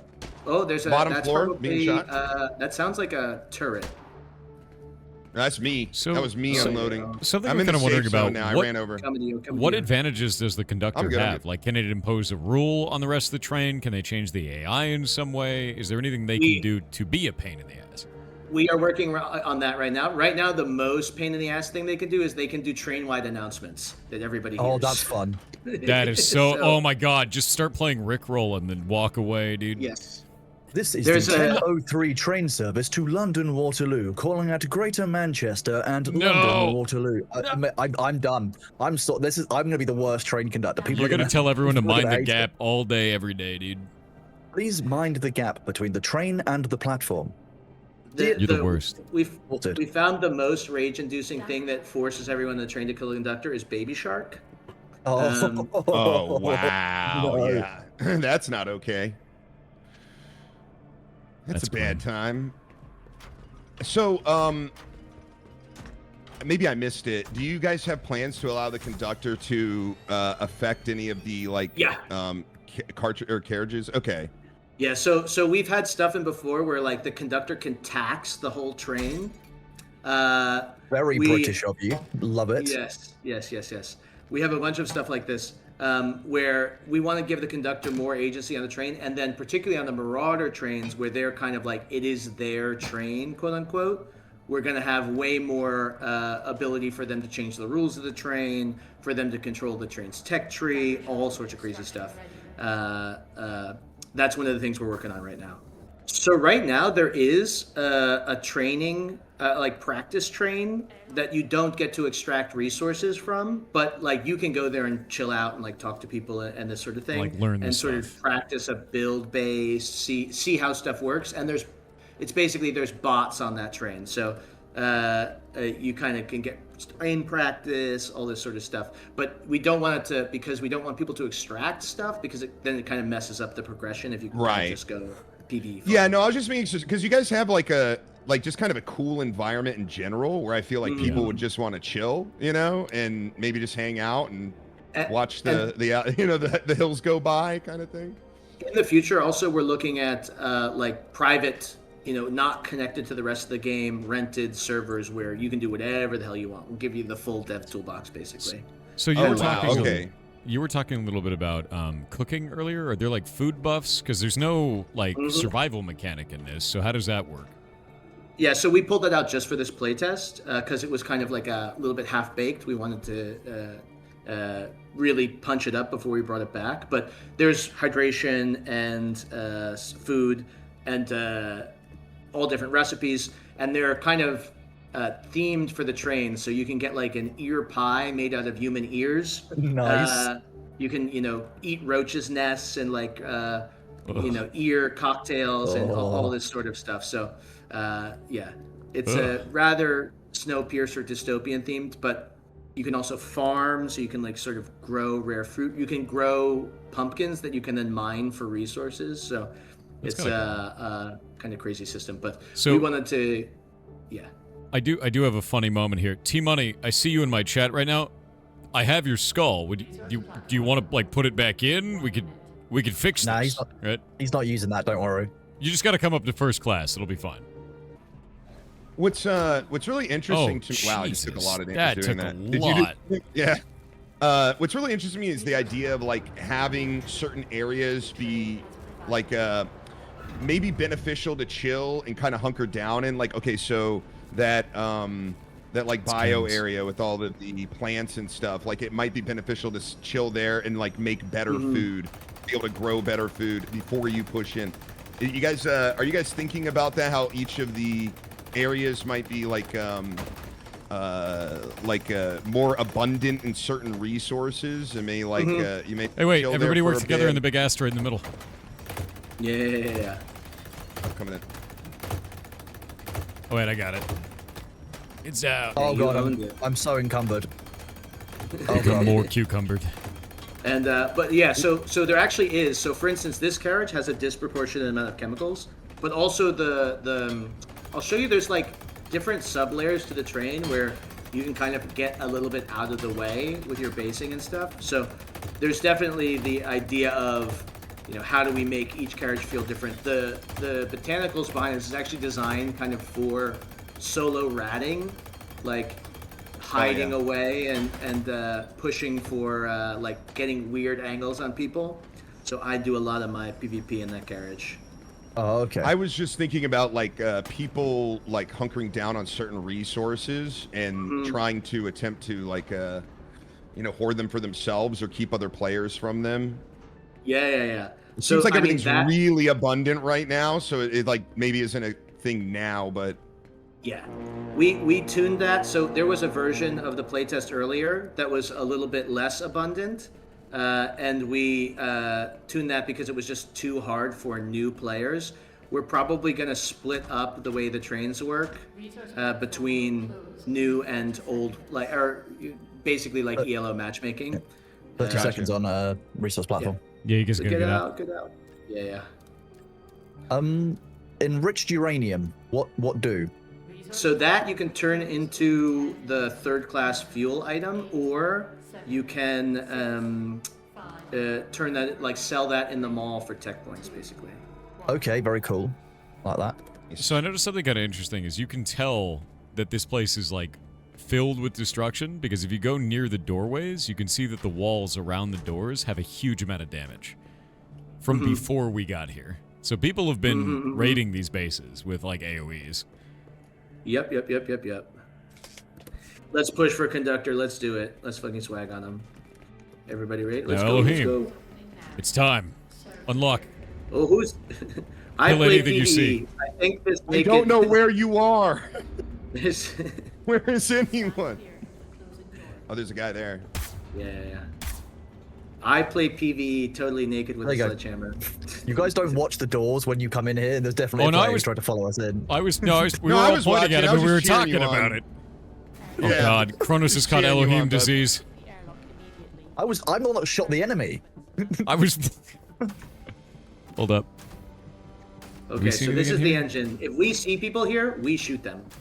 Okay. Can we go? I see Thor. I see people. Shoot him. Not Shoot not them. us, but Oh, No, they're okay. up at the front. They're up at the front. They're up at the front. yeah. Top side. Layer 3. Oh, let me stick with you guys. Holy shit. Get. In front of you, so there should be someone around you. I know. I was trying to see if we could pincher him. Whoa, I'm getting shot. Yeah, jump Lost. down is bad. Got him, got one. I'm getting shot from behind. Ooh. I'm armoring here.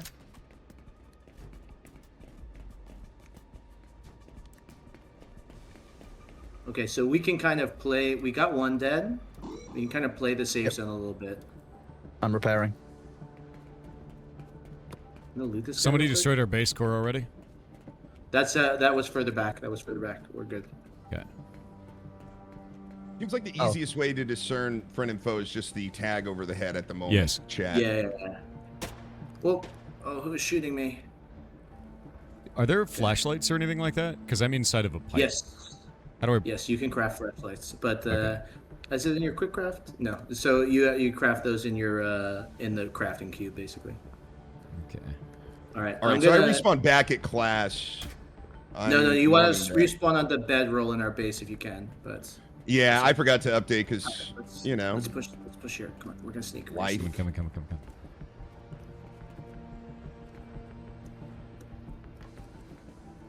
Okay. There he is. That's the He's going to the vent. conduct- He's going to the vent down there. We can. So Or the lock. let's see. Oh, dang. I'm gonna distract them here with this. Oh, the conductor here. Come on. Engine breach attention. So I'm breaching, Stop. and then we'll see if they come out here. We'll do a little side camp here. Guy just fell down over there. Resource platform will close in 30 seconds. 9, 8, 7, 6. So this is also an area where if we had more resources, we could like base right here and siege from the base. But I think we're gonna try to. You guys coming? Ellohime? Elo, just so you know, I'm you having do a need run back, so. you do need a gas mask in here, just so you know. Oh, really? Okay. Yeah. I Yeah. wonder if I can Yeah, get to right. my corpse and put it on in time. Yeah. Probably. The tick is low, so you probably can. It's not as Okay. hard as other places. We gotta get out.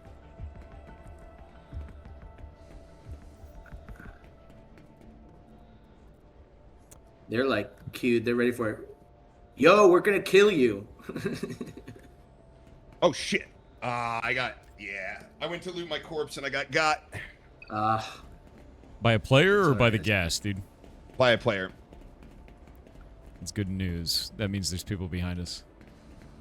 Yeah, you can definitely get in there and get it before it irks you, the gas.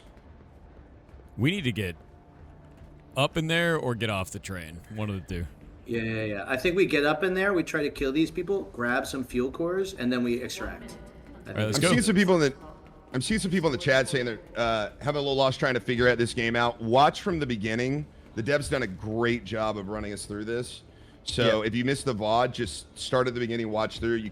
I don't think you'll be stuck at all. I think you'll get it pretty quick. The basic idea with this is you're on a train, you move forward in the train, and you extract when it gets too hot.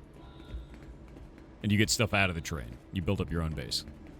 Are we using the door or what? Because Elohime's not gonna be able to So make we're it in. breaching. So basically, this timer, this countdown, this bar here is decreasing. When the bar is at 0, it's gonna open, and it stays open for like 5 minutes. So we kind of, if we die on the first push, we can push again, but it's much better to just kill them on the first go. Class breach in How do I tell how much damage a gun does? If you click on it in your inventory, it says how many damage it does per shot. So it says headshot 1.4 damage. Oh, all it's this just stuff. headshot. Okay. Oh, I used to have a damage per bullet. Door's open. Ooh, nice nades. Nice nades. So how often do you start at like the top of a match? Like, like you get into a fresh train. It's reasonably frequent. Okay, we got conductors try up at to- the front, guys. Yeah. Let's keep pushing. Oh, yeah. Go One left. down go here, one left. down We're here, gonna do one a down here. sneaky move. Tagged him. Plating. Plating All right, we're again. gonna do something sneaky. Get We're here. gonna do something sneaky. Got him. Push. Nice, good job. See if he's got Loot anything here. good on him. I'm gonna grab plates. Oh, they're if he's freaking got it. loaded. Grab. Loot. I'll guard you. Got a legendary drill. And I got Nice. his tag. Rain tech rifle. Don't know what that is. That's the best rifle in the game, or well, the second best rifle in the game. On it. I'm using it now. Yeah. How does this work? Okay. Never mind. Pointed to the other guy. Push. Pulled the button. Broke the armor.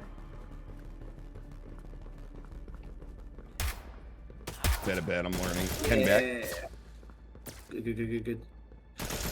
All right. Got him. Oh, push him. Push. I'm gonna red- Yeah. I gotta reload. Go in. Going. Oh, that's you. Grenade, look out.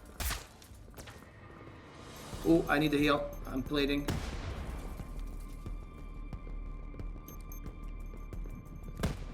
Grenades are going out, but I don't know where. I think they're nading us. Here. Pirate, come up. We're gonna steal conductor. So On on my this way. chair here. All right. How do we steal the Yeah. conductor? Hold E on the chair. It's Holding gonna start it? the countdown. Holding it? Yeah. All right. We're stealing it. Awesome. And real quick, we'll just do a quick horn honk here. Let him know who's boss. Yeah. Melee. Yeah. Get him.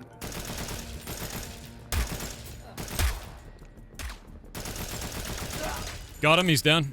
Nice. Let me heal. Destroy his Stealing bed. his His tag. bed is in that room. In that little room. Gang. The the fuel bed. core thing is full. Fuel core thing is full. Get the bed. Get the bed. Yeah. Killer bed. I'm gonna Yeah, I craft got the ticket drill. For us to leave. No, that's my Drilling bed. the bed? That's my bed. It's too Okay. late now. Should have said something before you told me to kill it. I said I'd killed the. Oh. You So didn't this say is it. the fuel core thing. Everybody grab one. Yeah. Oh, Now the countdown. okay. We've got 15 minutes to leave. So just drop the Yes. other two, and we'll give There we one go. each Put of them you. back in. Yep. Yeah. I'm refining a fuel core. Is that what I'm doing? Yep. Yeah. Requires so fuel core control here. and card. Okay. Yeah. I got it. I got the control. Okay, I grabbed one.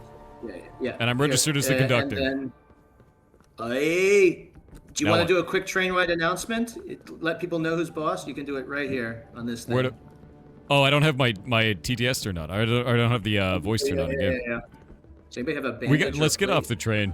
Let's get off the train. Yeah. Let's go. We got our stuff. We gotta go. Hello. Here's a fuel core. Grab this off the ground, Sure. and I'll honk the horn to let people know who's boss. Yeah. All right, let's go. Yeah, let's go. I am. Okay, I need to follow you. I don't know where I'm going. Ellohime, wait for me. Yeah. Wait for me. I'm out of stam. I'm so hurt. It's not good. It's not good. I'm so cucumbered. Yep. The power of my beard will help you. Let's sneak out. Let's sneak out. We're gonna do a sneaky move here. All right, following you.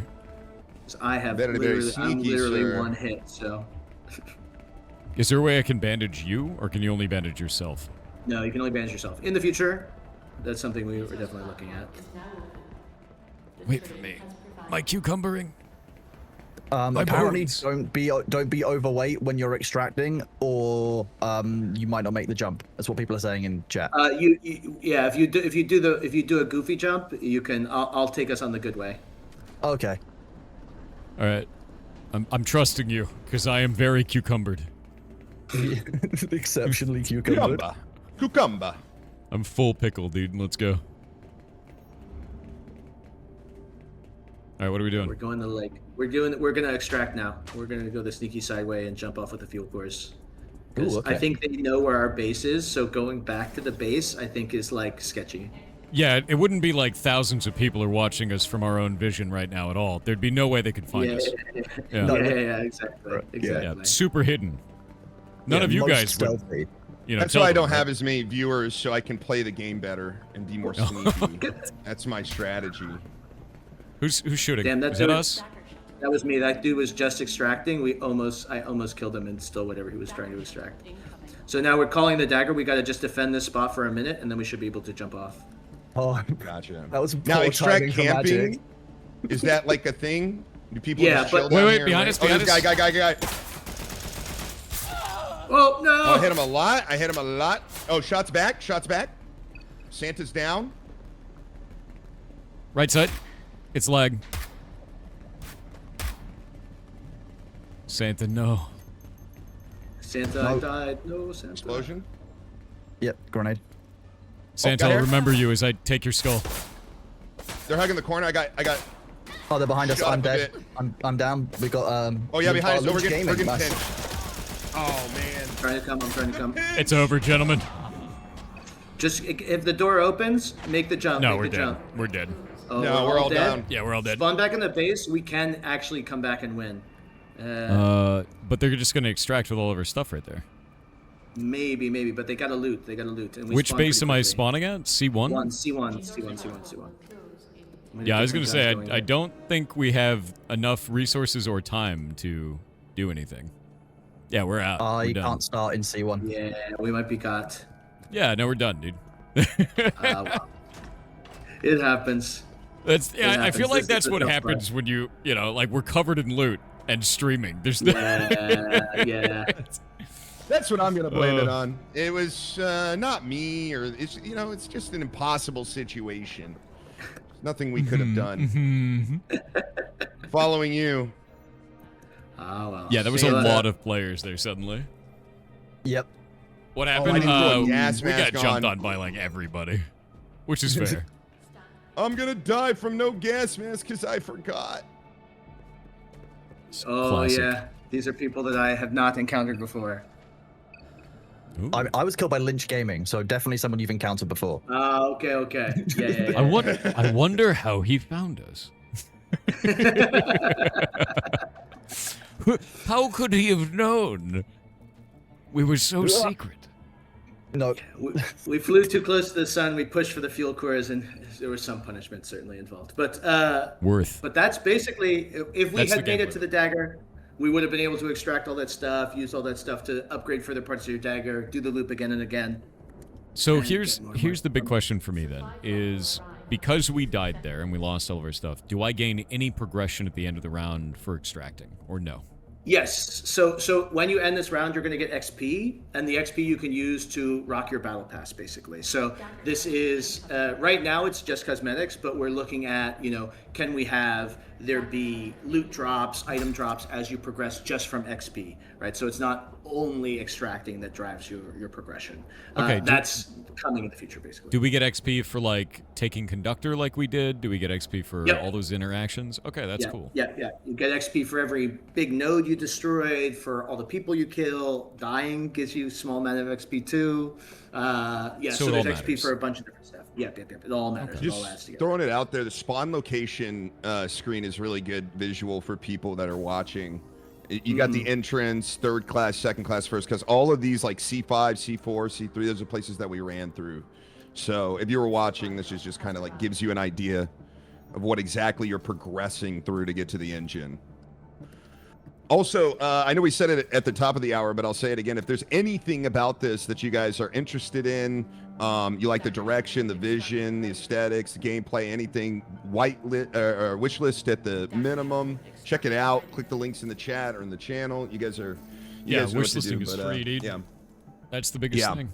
Hugely appreciated. And the big one is, join our Discord and give us feedback, right? Like, we're every week, every 2 weeks at the latest, we play test, and so we're always collecting player feedback from players about what you like, what you don't like, and stuff gets changed pretty quickly based on player feedback. So it's hugely important to us. So that's good. Every bit of player feedback helps us a lot.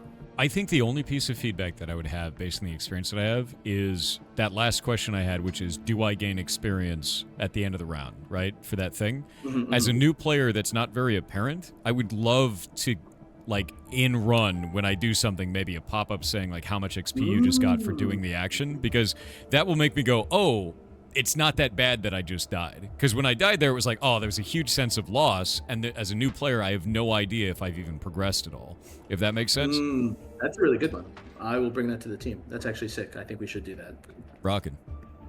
Yeah, because I would love to know, like, as a new player, like, that little bit of, you got 50 XP for killing a dude. You know, like, even if it's just, like, a minor thing, at least I have a sense of progression instead of a sense of loss, you know? Exactly.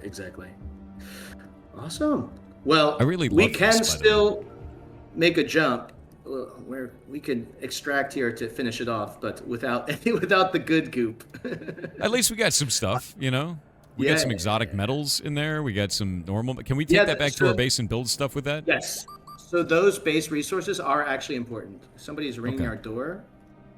Who is ringing our door? Someone at the door in C1. It says I'm a trespasser? What does that mean? Means so that's because we were... Yeah, no, it's because we were registered as a conductor. So the purple place is you're basically going into a class below. Hold on, I'm gonna let this door open in 2 seconds. But this guy, wait, there's a third party guy out here, and he's doing the crouch, so he's friendly. He rang our doorbell. Okay. Hello. Dippy, my man, how you doing? So much chemical. Are you well? Oh, he's not gonna. Okay, I extract and I got to level 1. Yeah. Nice. Hey, shall we? We can extract too if we want to. Yeah. Grab all the stuff from the crafter, because this is all like base resources are good too. It's not the jackpot of the fuel core, but so you can extract with items, and different items we're putting in the UI now. But like you can bring back in tier 1 items or the sort of tier 3 items back when you start in first class, tier 2 items when you join the game in second class and first class, etc. So you can kind of like have a head start when you jump back in and then gain more as you go. But let's okay, I kind of want a gun if we're gonna leave. Yeah. A real quick question. What is your vision for the future when it comes to attachments? Do you guys want to have something like kind of meticulous like Tarkov, or are you going for maybe a little bit more general? Little bit more general than Tarkov. Tarkov is maybe a bit too much. Right. But I think it's more about having a good variety. Oh! Come here. Grab it. Get it. What? Yeah. Oh. Yeah. I grab it. You want it? Here, Sora, you got it? Here. What is it? You take it. What's going on? We've been given a gift. Oh God, let's get out of here. Thank you. Thank you. Before we change their mind. Before they change their mind. All right, let's get out of here. Where are we going? We're going. Oh, that's blocked. Let's go this way. I'm so glad that guy gave us nothing important that anyone watching would want. Yeah, no, we definitely don't. We're just extracting normally as people that have we're never just played the game. exploring. What's down here? You got gas mask? Yeah. Let's go. I do. If you didn't have a gas mask on, I would laugh at you. It would be. I learned my lesson. Oh, this guy's loaded. Get his shit. Here. Get shit off of him. Oh wow. Scoop. I'm clicking. I'm clicking. It's so much. Click. I think that was all my stuff. Yeah. Get it. Oh wow. There's a lot of. Oh wow. There's like attachments and No, there's nothing. There's nothing on him at all. Nothing. There's nothing Nothing. there. There's man. I'm just so unaware. You're didn't very know. unaware. It's incredible this how is just unaware you chemicals are. and metal, the stuff you can get on the first stage. Very, very unaware person that he just doesn't know what's going on. There's nothing on I don't that know guy. what's going on. I can't. It's like There's nothing. Where? Yeah, there's nothing at all. Absolutely I nothing, don't know. right? I don't know. I'm just trying to exist. There's nothing, dude. Don't worry about it. It's cool. In this mundane and boring extract. Yeah, nothing on it at all. Nothing. Oh, 25 seconds. Come on. 25 seconds to just, a good time with nothing going nothing. on. Nothing. Just to hang out totally more. Normal. As Totally friends. chill. All right. Let's go. Let's go. Let's go. Here it comes. Let me out. Shit. Let me out. Let me out. All right. Go, go, go, go, go. Do I just jump? I don't know what I'm doing. Yeah. Make the. Yeah. Oh no, I'm super encumbered. No, you Get can do it. You can do it. You can do it. I believe. Go. Nice. Yeah. Okay. Hey, Ellohime, I want to let you know I escaped with your skull, so we can put it back in. Well, that's the important thing, It's about sending a message. Yeah, Make sure to drag all that stuff over to your dagger vault when in the end. You can right-click it to move it over. But freaking hell, gang, we got the lucky come up there at the end. Thank you, other players of Enginefall. Is there a way to just extract everything, or do I have to manually click it all? We need to add that. I didn't take anything. I went through. Oh, We did you just click said right through that, it? you goblin. Ellohime, why? No. No, I put it all in my personal really fast and nobody saw. It was just really quick. It's filled. Oh man, look at all this stuff in my personal vault. It's just filled to the brim. Thank you so much, Chad, everybody. He's very aware. Listen, I'm aware that it was there, and now I'm aware it's in my personal vault. It's definitely in your personal vault, right? Just love me, okay? Definitely in there. Definitely in your personal vault. Yeah, listen, You should open your personal vault on stream. Show everybody all the cool loot you have. Yeah, I don't want to make anybody feel bad like they don't have enough, the new players. I'm really thinking about their experience. So now that I don't want to. Hold on, Ello. I think I found your personal stash here on the ground. Oh, wow. I think. You went into my personal vault and you got all this? Yeah, it was just misplaced. I may have just found his personal items as well. That's weird that they're in my vault now. That's strange. Oh, it's so strange that they're around and something that you can put. It's all right. My personal vault is empty, so we're all good. What do I do with the fuel core now that I have this? So the fuel core, you can go into your tech tree. So there is the path of the conductor, unlocking that stuff. You can get the conductor hat, which is just one fuel core, but you could also, if you have the other resources, you can take it to the fuel core dispenser down here. Mm-hmm. It's not on this train because I think somebody else is the party leader. But as you unlock the train, you'll get the fuel core dispenser, and you can crack it into the components. Basically, they are fuel shards, fuel rods, this kind of stuff. Mm-hmm. So yeah, fuel nodes.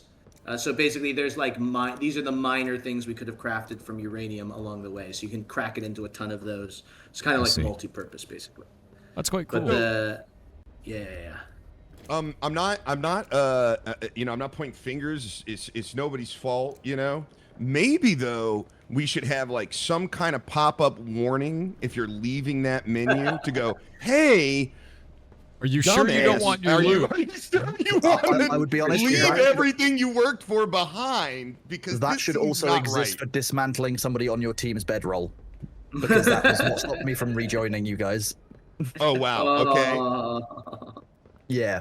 So I think you captured it in the middle of me shooting it, by the way, because I had a drill out. No. Was it not? No, 100% no. Because the last instruction I heard was destroy the bedroll, and I was like, drill. And then I said I destroyed the enemy bed, and then I said, don't destroy my bed, and also the UI element that says Kronos VII's bed. So there was a few things. It was too late. But it was too late. Would you say that instruction received? Would you say that Thor was not aware that that was your bed? I feel like I learned that from somebody. Who could it have been? I would say that the lack of awareness seems to be infectious depending on how close you are to the continent. Yeah. I just think feel the like he closer I wasn't get to aware. That's all I'm Elohime, the saying. more I get close to him, the more unaware I become. Hey, look, I Like a have, The I more have somebody's beers you skull. grow, and the less you're aware. Whose That's- skull could that's this be kinda in what my happens. inventory? Whose is this? I'm not aware, so An I wouldn't aware know. person would know. That's probably Right? true. That is true. How do I get back to my trade so that I could build my skull? You can just do it here. Oh yeah. So if you basically leave the party, How do I do that? where is it? Party UI. A P. Because I want so if to you check out leave the party- building. Yeah, I want to check out the Yeah. building stuff on my own trend because I think that to me is really interesting because it kind of reminds me of I know this is sort of a weird shout, but like you almost like FTL, right? But like instead of your train going to battle, like you can return to it and build stuff. I guess what was the game that Starbound? You remember Starbound? The one that was like Terraria. Wow. The And Terraria, you could, yeah. and you could go back to your own base, and it was like a ship, and you could build stuff on it. Kind of feels like that, and I really like that sort of a feeling Yes, of being yeah. able to return and build things. It seems very cool to me. Yeah, I remember watching Ko play that game. He built like the most insane base. Yeah, dude. All right, Yeah, now I really I have want to get my skulls. dagger all plushed out and like bedrooms and all sorts of stuff. It's like some people built some crazy ones that were, but they were grinding hard for it. So I gotta live up to the dream.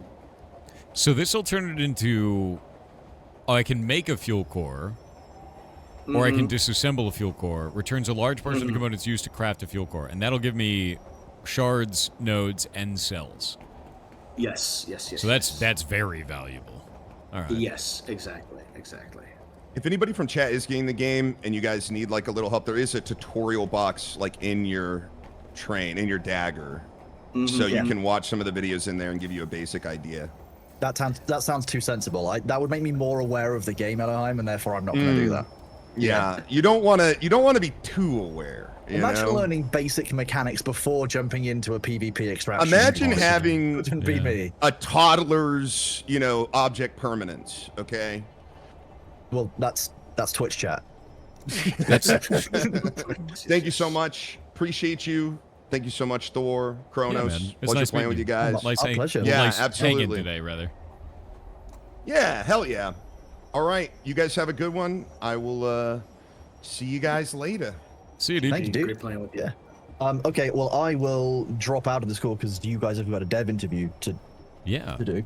And you guys can chat about dev stuff, and then I'm gonna go do another game on the European servers. So have fun. Oh, yeah. Shit. For the dev interview, I'm actually going to hand you off, Thor, to our CEO, who is like sort of the brain, the genesis of the idea, and also our design director, Mr. Nice. Rockin'. But yeah, I'm like, my whole genesis of coming into like working on this game was actually just being a playtester and loving it, and they happen to be based in the UK where I live, and I was just like, yeah, get And me there you in go. here. This is so Yeah. No, Yeah. this has been super fun, man. Like I'm really into the aesthetic, like very much so. Like I played Meet Your Maker for a long time, and Meet Your Maker is that kind of grungy metal post-apocalyptic build out, your base, build out, like you actually build trap bases in that. That's like the whole idea, and people run them. It's kind of like building a Quake level. And this kind of grungy metal, apocalyptic style, I just love it. I really do. I like that, and I like brutalist design. So this is very cool to me, man. We actually have been looking at Meet Your Maker for the Marauder trains because they're persistent. You can build like really devastating bases to defend them, and so we're kind of like looking at like, okay, how crazy can the bases get before it gets out of control, all this sort of stuff. And like my way in the way back, I came from EVE Online, and worked at CCP. So did both big Cronus and I did super too. clan- The big super clan fights are going to be fucking awesome. That's rad. You're awake.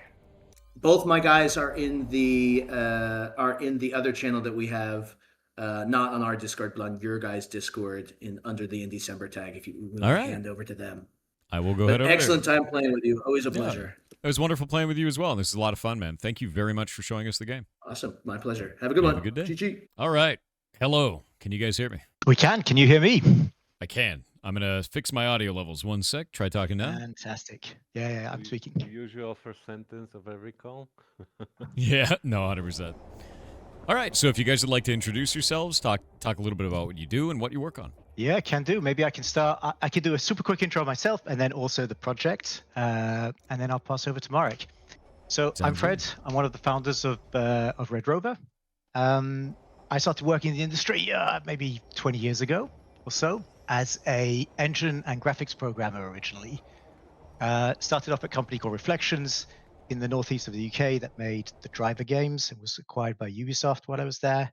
And then eventually made my way to Funcom, where I spent somewhere in between 13 and 14 years Wow. working, yeah, quite some time. So I've kind of seen with them the work on the original, the old school MMOs, a little bit of Anarchy Online, which was already out by then, of course, Age of Conan, Secret World. I was going to say, did you work on Secret World? That was my favorite MMO of all time. I 100%. Oh, really? Yep. There is not many people who love that game, but it was very special in its own way. I loved it so much, dude. That was I talk to Chad about it all the time. Like, yeah, it blows me away. We were actually hanging out with the devs from Dune as well. That were a bunch of those guys came over from Secret World as well. That's cool. Yeah. I mean, I worked on Dune Awakening for I don't know 3-4 years as well. Oh, we played the hell out of it. It's fun. Yeah, it's a fantastic game. It's awesome. a great place, and Funcom generally was a killer place. So I was also an engine and programmer, graphics programmer at the time, and then eventually took over the CTO role there for I don't know 6-7 years. Really loved the company, great place, and I was completely sold on the space that they were working in. So the survival space. Mm-hmm. When we made Conan Exiles, it was kind of small but already sizable and growing, and rather amazingly, it's still. Now I would say it's definitely a big space and it's still growing somehow. So the space seemed right. There was like a couple things though where I felt we were missing some major opportunities, and they were scratching at me for long enough that in the end I thought I've got to put my money where my mouth is and go try to explore these things. And the main things were leading into multiplayer. So I'm a massive multiplayer nerd. I really believe multiplayer interactions are fundamentally more powerful than PvE ones. That's not to say you can't make good PvE interactions. I mean, obviously, you look at the Naughty Dog games or a whole slew of high-quality titles, but it's so expensive and it's not evergreen. So it's like this really difficult content treadmill you gotta produce. Whereas multiplayer interactions, they're unpredictable, they're endlessly repeatable, and they're exciting in a whole different way. And I always felt a little frustrated that a lot of what I saw where I was working, but broadly speaking, all of the survival games out there, they're kind of built as single player games that support many players rather than really leveraging this social aspect, maybe outside of Rust. So that was kind of the genesis. I thought we should be able to do something more interesting or more novel, at least in that space. No, I completely And then agree the with other- you. Like, I actually play a ton of social sandbox games. Like I said, you know, I came from Eve as well. I played for 15 years. Yep. Chronos was in there about the same amount of time. You know, like we played the hell out of it, and it gave me a love of social sandboxes because when I would go play something like WoW, you know, that's more of a theme park MMO where you do the content that's provided and then you refine how you do the same content over and over. It's a repetition kind of a thing more than it is adapting to new environments. And in a social sandbox, you never know what's going to happen in the next room. There could be a completely different way that someone's kitted out, totally different way that people interact. You could have like an RP moment where someone's just like, you know, walking up and acting like a survivor or something like that. We've seen that in social sandboxes time and again, and I love that genre much more than standard MMOs personally. So I understand where you're coming from on that. And it doesn't mean that with the standard MMO you can't have wonderful social interactions. True. These co-op moments are really powerful, but they're a little more limiting than, as you mentioned, the unpredictability and the scope of experiences you can have with the deeper sandboxes. Yeah, I completely agree. And then the other aspect that was a little kind of grating over the years for me was AAA development. So I've worked in really small, scrappy teams. I think when we made Conan Exiles, we were around 40 people. We massively downsized after Secret World, which obviously didn't work for the company very well, despite being an interesting game in many ways. I know it was wonderful, but yeah, no, I remember. It made me so sad. It didn't work for us. But so we kind of were backs against the wall. I think we had like a year's worth of runway before company went bust. So it was a massive push to do Exiles, but it worked fantastically and it was really, really engaging and everyone was effectively operating at 120, 150%. And then as the company gets bigger and the budgets get bigger, and we end up with, the more traditional Ubisoft mass distributed development style, everything becomes more inefficient. Communication layers are more challenging. You got to align the different teams. You know the drill. You've worked for big companies. Yep. Um, It all starts to fall and apart, and team cohesion goes away, and it's less about the game and it's more about the product eventually, and that starts to get really rough. Yeah, you're absolutely right. You could do amazing things with AAA. You could get the level of quality so high. What you can't do is build with the community from day one, because it's slow. It's so slow moving. It's like this big barge you're gradually shifting left and right. It's a slow ship. Yeah, it doesn't turn right. Yeah. No, I agree. And I love that about this too, is like, even when we were just sitting here talking about this stuff, they're like, oh, hey, that's a cool idea. Maybe we're going to go look at that. And like, I looked through what you guys have in terms of like community people talking about it online, and there's tons of people that are just like, yeah, you just tell the devs you like something, they listen. And I think you guys have built up a really good amount of, like, it's just a lot of goodwill, I think, is it. And that's hard to do. And I think it's easier to do as an indie, because you can just get down there in the trenches with people. There's no PR team in the way. There's no HR in the way. There's none of this. You can 100%. Just talk to the players, and I think that's. And it's also how you build the game, because how we build the game was effectively right from the get-go, 1 week sprints. We rush to get a prototype in. We play test in completely open fashions with community on our kind of Friday end of week dev play tests. We see how it works, and then we either cut or we double down. So it's super, super nimble. The downside is, of course, you can't get things to a high level of quality before you test them. So you need your early testers to be okay with really, really rough things. And it's like this gradual, it gets better and better and better, rather than here's a super pretty art corner and here's something that's like representative of final quality. It's constantly shifting, and it presents its own challenges, but it's something we really wanted to do, kind of like the lean startup approach on Crack. Yeah, no, it definitely comes through. Tell me a little bit about that. Like, I know this is going to be kind of a large, complicated question, but tell me about the idea of going from concept to release of a single train design, like a car design. Because I saw that you guys can slot these car designs in and out. There was one that we went into that was very botanical, that was very cool.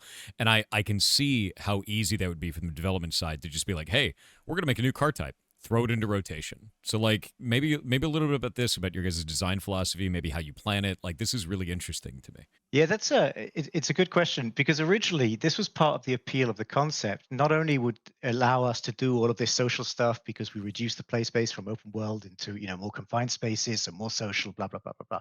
But we also thought, oh wait, this is going to be great from a production perspective. We'll be able to make these more confined environments really, really quickly. And shuffle them in and out. In practice, I'll be honest, it's really, really difficult. It's a lot harder than I thought it would be.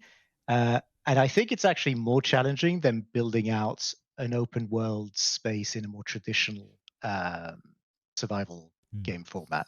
That is surprising to me. Why is that more difficult? Because conceptually, I would think like, okay, yeah, we could just swap and play them, but like, okay, tell me about this, man. So I'll let Marek also interject and or maybe introduce himself as well. But broadly speaking, the reason why it's so hard is when you're in a super confined environment, everything is super immediate. There's players all around you. And all of the challenges you'll find with exploit areas, with chokeholds, with all these things that break the gameplay experience down, they appear like this immediately right in front of you. So any mistake is really apparent in terms of level design. Whereas with an open world, there's a lot of walking around and finding the spaces, and it doesn't really matter if the plains in this area or the mountains here are super optimal. It's more about selling the vibe and the feel, and then there's these points of interest that you want to make really, really nice and special. But in a small environment, like the whole carriage is a point of interest. Like almost every section needs to kind of function. And our players are fantastic at completely ruining all of our beautiful designs and turning them on their heads and making the space unplayable. So it's like this endless battle in between making it completely customizable and UGC driven versus making it manageable for new players walking into this space. That makes sense. I didn't even think about the difficulties of that, because effectively you're building an incredibly efficient like shooter map in any other type of game, but also with building mechanics.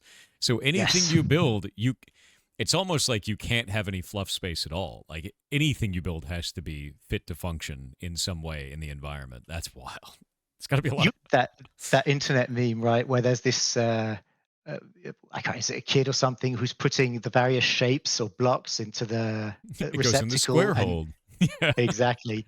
And this is what happens every time. We have a design, we're super proud. We're like, yeah, this is going to be great. We test it with the devs. We all think it's great. We put it in front of the players. And in 3 seconds, they've built staircases to block off every single possible vector. They've created chokeholds, and everything is a big massacre zone with turrets all over the place. And you're like, fuck, okay. And then you got to figure out how to rein that back without ruining the fun. Yeah, exactly. But it's also amazing. The point I think you mentioned this during the stream, which I was watching before. We can have so many different variations of experiences that are completely different. You could think of it as like an endless Squid Game set of levels where it's like this challenge for this carriage, this challenge for this carriage, and so on and so forth. And if we want to do, this is the jungle carriage or the dune carriage or the industrial carriage, we could just keep funneling them through and have these really bite-sized experiences. But I actually Marek, really do you want to introduce yourself quickly, and then you can also comment on this, because you probably have loads more thoughts than I do. Yeah, I was trying to find where a best moment when to kind of insert into myself into the conversation. This is really the thick of it. I don't want to spend too much time speaking about myself. Marek, Mr. Nice, if you meet me in the game, I'm always nice. He's not. Ever. I was going to say, anyone named Mr. Nice? I don't know about that, man. That's the guy that kills you in PvP. Just rumors. I do this wonderful job. I'm in game design, I think, for 17 years. Every time when I try to count, it's one Fantastic. more year. I worked on DayZ. I worked on Dune Awakening. I think survival games are kind of the love of my design life. And a lot of the things which Fred mentioned created Red Rovers like this perfect storm for me. So it's like we really believe in the same things, in the power of social sandbox, in the power of the sandbox itself, in how we want to make games. We all experience the growing glaciers of huge teams creating a game. We embraced weekly sprints. We opened to the community after 3 months, literally. So it's we kind of found each other, and now into the thick of it. So it's what's one of the most challenging thing which we are doing. It's a little bit Captain Obvious, but the train is basically a huge tube.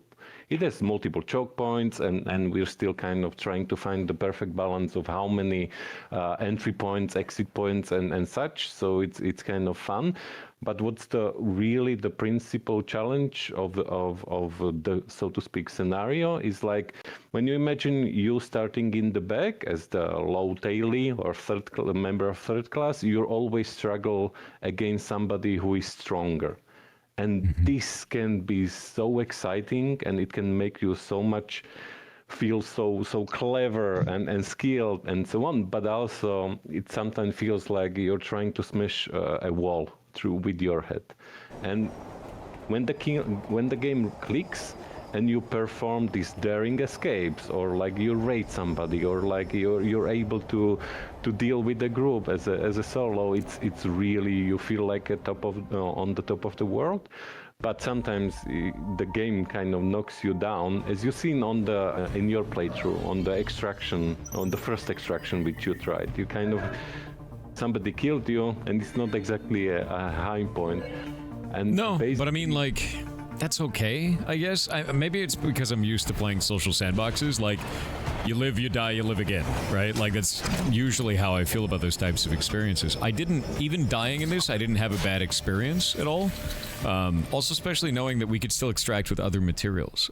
It gave me a full understanding of the whole gameplay loop and how far it could go, I guess, is how I felt about it. And there's one superpower of our game. So the core principle of our game is like survival games, but get straight to the good stuff. So like minimize grinding, minimize waiting, minimize the kind of chores. And it's really fascinating because the superpower is that even through the fact that you can do, I don't know, let's say 2 resource platforms, which is like the primary source of resources, you get the base, and somebody, which takes 20 minutes or even less, and somebody attacks you, but your heart rate becomes as intensive as, for example, in Rust, you would have a base in multiple hours. So the stakes kind of feel the same. That's why the highs and lows can go in rapid succession, and find the right ways how to pace it, how to dose it to the players, how to work with difficulty. That's quite it's quite a juicy challenge, I'd like to say. Yeah, I was going to say that is going to be a really powerful challenge. Like that's not easy to do. None of that is easy to do, especially in an environment where you constantly have players trying to vie for advantage over each other. It's difficult to build stuff like this, you know. And I think you guys have done a really cool job. I really love the environments. Like I'm walking around in this right now, the idea of having like open air sections of the train, dynamic environments, areas that you can go and build a base in, like it just feels really good. So I think you guys are doing something pretty special here, and I love the aesthetic too. Like that's the thing for me, is like if I don't love like the aesthetic of a game, it's kind of hard for me to get into it, but I love post-apocalyptic. I love the look of these, you know, the way that you have this built out, where it's actually like portions of train cars and, you know, pieces of metal, and it's all kind of built together into this gigantic Titan train. It's really cool. Really, really neat. We will Feels big and gnarly. Yeah, it feels big and gnarly, and it, you know. We will definitely send this as a love letter to our artists, because we mentioned our pace of work is quite fast, and we really like to. We don't spend, quote, too much time on paper, rather get stuff into the game and iterate fast. So basically, we can get a surprising number of work done in a week, but as Fred said, like the quality of course suffers, because we want to, validate first. And our artists were always, a lot of the times on the shorter end of the stick. So, you know, their job is to make things look great, so to speak, and focus on quality.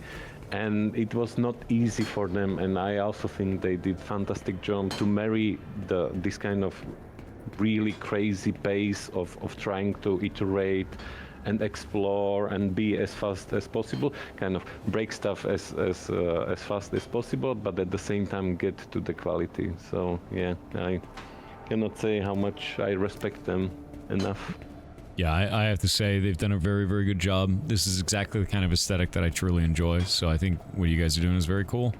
And like I want to explore the world more too, because you've got so many different variants, you've got different ways of building stuff out. Like, you know, I just love the little, like, this area here where it's all torn open and you actually have to have a gas mask to go through it is very, very interesting. And I want to know more about the world and everything as well. And I noticed you guys have hidden kind of quite a lot of stuff out in the world that gives a little bit more to the world building, like in terms of plastic bags and then finding notes in those. And that actually felt really nice as well. And I very much so appreciate that, because a lot of times I find survival games will just forget that component, I guess is the best way to put it. They just be like, oh, it's a world. You know, like that, and that's it, you know. But this is, you guys have done some cool stuff with world building in there as well, and I think it's nice. It shines. I think with this we're also only getting started. Like, as always, similar to what you mentioned, it's always gameplay first, and you get the core loops in, and you worry less about the exposition. And then now we're at the stage where everything's kind of coming together, and there's a big push in terms of immersion and making the whole game kind of fit and click. And I think it'll only become more interesting as we start doing broader playtests with these Marauder trains, because what you play now is effectively our default official vanilla train raids, and there will be a few different configurations of trains. You can think of them as your, PUBG maps or Apex maps, or so on and so forth, which you log on to, and they'll feel and look different. There'll be different layouts that will change the gameplay experience, but it's still, we give a certain amount of freedom to players within the spaces we've made. But then for the Marauder trains, it's pretty much players do whatever they want. They want to tie together 3-4 different carriages of the same type in a row. They want empty carriages. They want to rip everything out and build from scratch. This is all up to them, because we don't need to keep it fair at that point. Yeah, it's that community's train. To let you guys know, we just had ads pop up. So you didn't really get cut off very much, but I wait for about 2 minutes during the ad break so that people in chat don't miss anything. They don't pay any money. So should we speak? Oh yeah, you can still talk. Yeah, but I'm gonna wait on the deeper discussion because we got about a minute before the ad goes away. I just don't want them to miss anything, you know. So how have you found that? Because obviously you used to work for Blizzard and other larger companies, and if I understand correctly, you're also building your own project or game at this point in time. Yeah. How was that shift for you? I like indie a lot more, man. Like, I really do. I think that leaving AAA for me was probably the best move because I just got sick of this would be really cool for the players and then be like, yeah, let's go put it through 12 layers of management to figure out if we're allowed to do that. And I'm like, just come on, man. Like, it just got to that point where it was not fun in any respect, any ideas. And it wasn't even just for me. It was from anybody that I watched, anyone that I saw anywhere. It just became 12 layers of bureaucracy to get anything done, no matter what role they were in. Because like when I left, I was in security. I was offense security. And even in security issues, it just like stuff just took forever. I'm like, dude, we could just change this. Like, it's like there's no reason for that. Sounds very, very familiar. Yeah, but when you go indie, you could just be like, done. That's a cool idea. That's in the game. Let's see if it works. You know, like, and it's just much better. All right, we're back from the ads. Just to let you guys know, I do pause for ads. If you're out there, if you're upset about the ads, the UI comes up. You don't miss anything, so don't worry about it. But yeah. To get back to it, the question that you asked during the break was, about transitioning over to indie. I had basically the same experience as you. Just leaving bureaucracy, leaving red tape, and going into an area where it's like, I can make decisions fast and dirty that may not work out, but I get to learn something, and it could be community driven instantly. Like when we're working on stuff like with Block Game, which is our we have a Minecraft MMO, right? Like we're just prototyping an MMO inside of Minecraft because it's easy to do, and we're building it out in that. And someone will be like, "Hey, this would be a really cool idea for this profession." I just go, "Done. It's in the game. Let's see if that works." You know, and like you just can't do that in a AAA space. You just can't. So I completely understand, you know. It's extremely powerful. Yeah. One of the principles which we use in, let's say, design processes, it's a fancy word for what it is. Let's call it creative process. It's like we say, like, don't ever care where the idea is coming from. Just care if it's the right thing for the game itself. So, for example. We do a quite extensive game design onboarding with every team member in Red Rover. I mean, like, even our financial director had it, and it's so cool because we playtest that game every Friday. It's almost like a ritual, and even more. And then we do like a team-wide feedback session. And of course, this doesn't mean that it's kind of like a creative democracy or something, but it's, as I said, like, there's still like the important process of finding out what's the best for the game, but the ideas, they come from many different places, especially also our community. So it's I think it's also one of our well, you could say superpowers, but I think it's one of our, I would say, even advantages as a team, that we don't have a lot of this kind of, let's call it, creative egoism. So it's like the game is the most important thing, basically. No, that's good. I'm really happy to hear that, because to be honest with you, this feels like a lot of fun to me, and it's one of those things where, like, I want to see you guys succeed, because it is so interesting, you know. Like, you don't see a train social sandbox very often, you know. That's a wild looking thing. I think the real interesting thing again is going to be once we start doing these broader Marauder train testing, because this is when, in theory, trains or clans can set up their own ecosystems. You know, who's to say whether, you know, the hippie or communist train is not the best model or the most effective model, or the cutthroat train or the social hierarchy train. The idea is players will start, you know, maybe we're playing together as a team and we pool our resources and we get a minimal Marauder train. It's like one empty carriage and an engine pulling this. And we start building it up and it's great, but we need resources and fuel cores to make this work. So we go do some raids on the time trains and we bring more stuff back. Train gets bigger, upkeep gets bigger, so we need more fuel cores. And then the natural thing is, well, let's get some more passengers and expand from a 3-man team to a, you know, 10-man clan or something. we keep getting bigger and bigger. We start raiding other Marauder trains to get their hard-earned goods rather than trying to raid everything from the Titans ourselves. And then it becomes we are now the target for raids from other players, other trains. So we have to keep expanding to sustain the train. For the train to get bigger, you need the passenger list to get bigger. And every time you add a new player, you're adding risk that this player is just going to steal the train from you.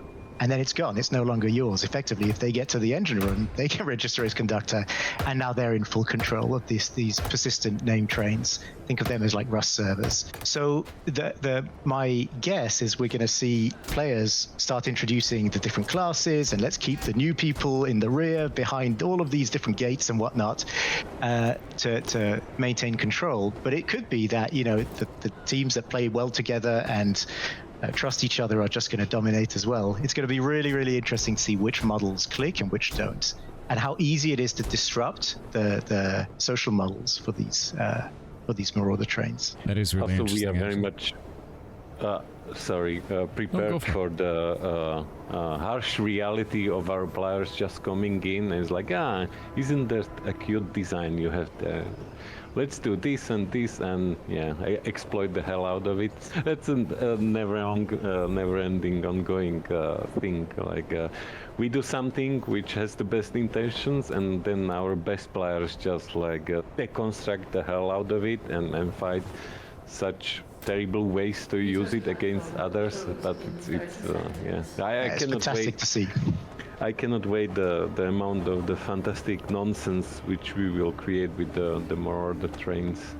Gives me a slight twitch in the eye. I iron it out, but it's I cannot imagine going back to work in a different way than just this. Oh yeah, once you taste indie, it's over, man. That's how it goes. I'm trying to figure out actually how to build other structures in here, because I can build walls and stuff, but how do I build the base cores and everything like that?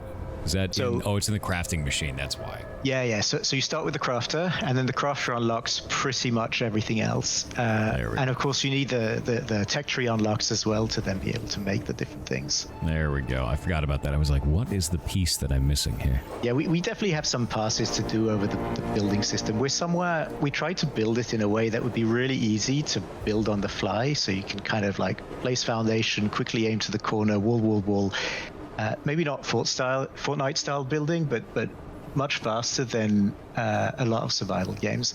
But it also makes it very slightly different than pretty much everything else, which adds this cognitive load. This is one of the biggest challenges which we have, because when you look on individual components of the game, there can be quite maybe sometimes in this kind of uncanny way that it's like it reminds you of something, but you're not completely sure.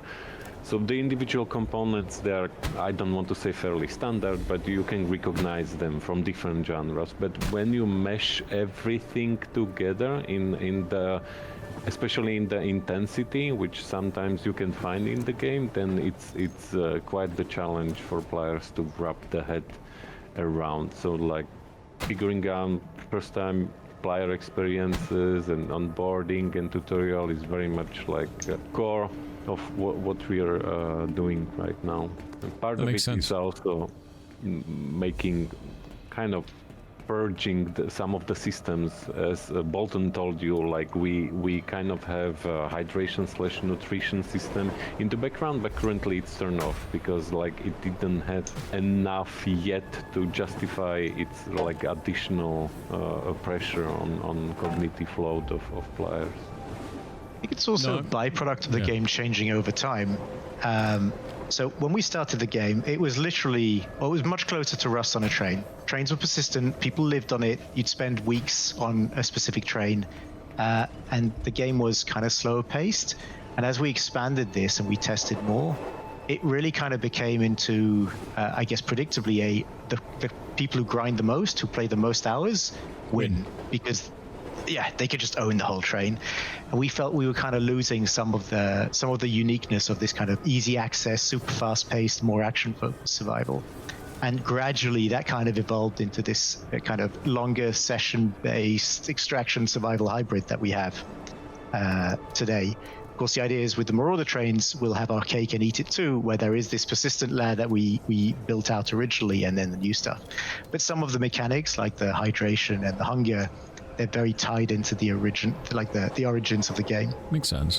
What would you say is your next goal in terms of implementation here? Like, what is the plan for the biggest next feature that you guys are focusing on the most? So the next feature is roll out like broader testing of these Marauder trains, because this is the end loop that never ends effectively. If you think of your typical extraction game, you get stuff, you go back to your hideout, you upgrade stuff, rinse and repeat. You get more gear effectively. But what the Marauder trains give us is like this endless time and money sink. This kind of loop where you use all of your resources to get a bigger train, and then you've got to maintain it, you keep making it bigger, and at some point you will lose it. It is very PvP in the same way as everything else is in this game. It's only yours until it's no longer yours. And I think a lot of the loops we have will start kind of really being complementary once we introduce this factor. So it'll be really interesting to see. We're at the point where almost all of the bits are present and in place, and now we need to hammer them into submission to make them accessible. Yeah, that's definitely the biggest chunk of work. Another thing maybe worth mentioning is it's maybe not so fancy as Marauder trains, but we're building, I guess it's not a bad word anymore, but the game as a service in the meaning of like we envision this wonderful game of ours being live for years and evolving and growing and responding to players and so on. So part of it is some sort of seasonality, and we're figuring out how to drive the seasons. For example, Helldivers showed that you can do a lot of interesting things with season. And the trains being a theme, basically having a huge presence in the world, you could not easy to start to imagine like how a season could be about territories, how you move from one territory to another, like you can encounter there many different things. We have even like some really basic tech which allows us to go on quote expeditions basically to some degree outside of the train. So it's like, yeah, but more of the trains are the biggest beast to slay now. No, that's cool. I actually really like that. You have the one train, the Titan, right? That's the only Marauder train that you have in the game. Is that correct? So the Marauders are separate from the Titans, as in they're the player built ones. So they can be any shape or form. Effectively, you as a player, if you own it, will be making it bigger over time, adding more carriages, building it up, and so on and so forth. Yeah, I misunderstood what the Marauder train was then, though. Okay, that makes more sense. Yeah, the Marauder train really would start as a big empty carriage. Think of like the cargo carriage, which is mostly open. Imagine that is your first carriage, and you as a player, you build everything. You build, the different floors, the things, the structures. It's your play space. Or you could, of course, just buy and add whatever existing carriage you wanted if you could afford the upkeep and the manufacturing process. In terms of the Titan train, so right now in the game we have what we call the vanilla Titan train, which is our default layout, and then internally we have a few different variants with different carriage layouts, different setups, different fields. And the idea is when we launch every season, imagine a season is 2 months long, there is a number of those in rotation. So you can think of them as a map effectively. You'll dock onto the train, you'll understand, okay, this is this Titan train, this particular layout and structure, and they'll have different events. You could imagine one of them, the power's flickering on and off, there's lots of dark sections, there's lots of gameplay that involves you walking around with your flashlight and navigating that particular aspect. Some might be more scarce in terms of resources, some are more generous, and of course the actual carriage layouts vary quite significantly, which has a massive impact on the gameplay in this small kind of compact form factor. Yeah, no, it definitely does. I think the different environments are really cool, and I think the addition of poisonous gas has made that very interesting as well as I go through this. It's something you constantly think about the environment and how dangerous it is. Anyway, as you were saying. What was I saying? Yeah, I know. Train and modularity. You mentioned several times like how efficient, for example, it could be to use the carriages, and down the line we hope that this will definitely kick in once we build out the library of the individual carriages and have the challenges nailed down, so we can try to compose them. I would not say in a procedural way, but basically, you know, adding to the library one more carriage suddenly multiplies the interesting combination which we will have. So yeah, hopefully it's kind of a long-term investment basically, which can multiply the types of trains which you can encounter, because we definitely have seen many times that it's very exciting to don't know what's ahead of you. So it's like you're discovering the train. It's like we have seen so many wows when, for example, people came to the botanical carriage, because it's such a unexpected thing. So we definitely want to lean into this as much as possible in the future. Not just the existing carriages, but also it's this player-based aspect or driven aspect. Some of our earlier games in the engine areas, it was completely player buildable. So when you were assaulting it, you had no idea what you were walking into. It was a complete maze that the conductors would have built. And that is fundamentally exciting. It's very difficult to balance because we have no control over what they do, but there's something fundamentally unique about Super this. And this is what we that, imagine. Yeah, 100%. I do like that idea of you don't know what you're going into. That's kind of fun. I dig that.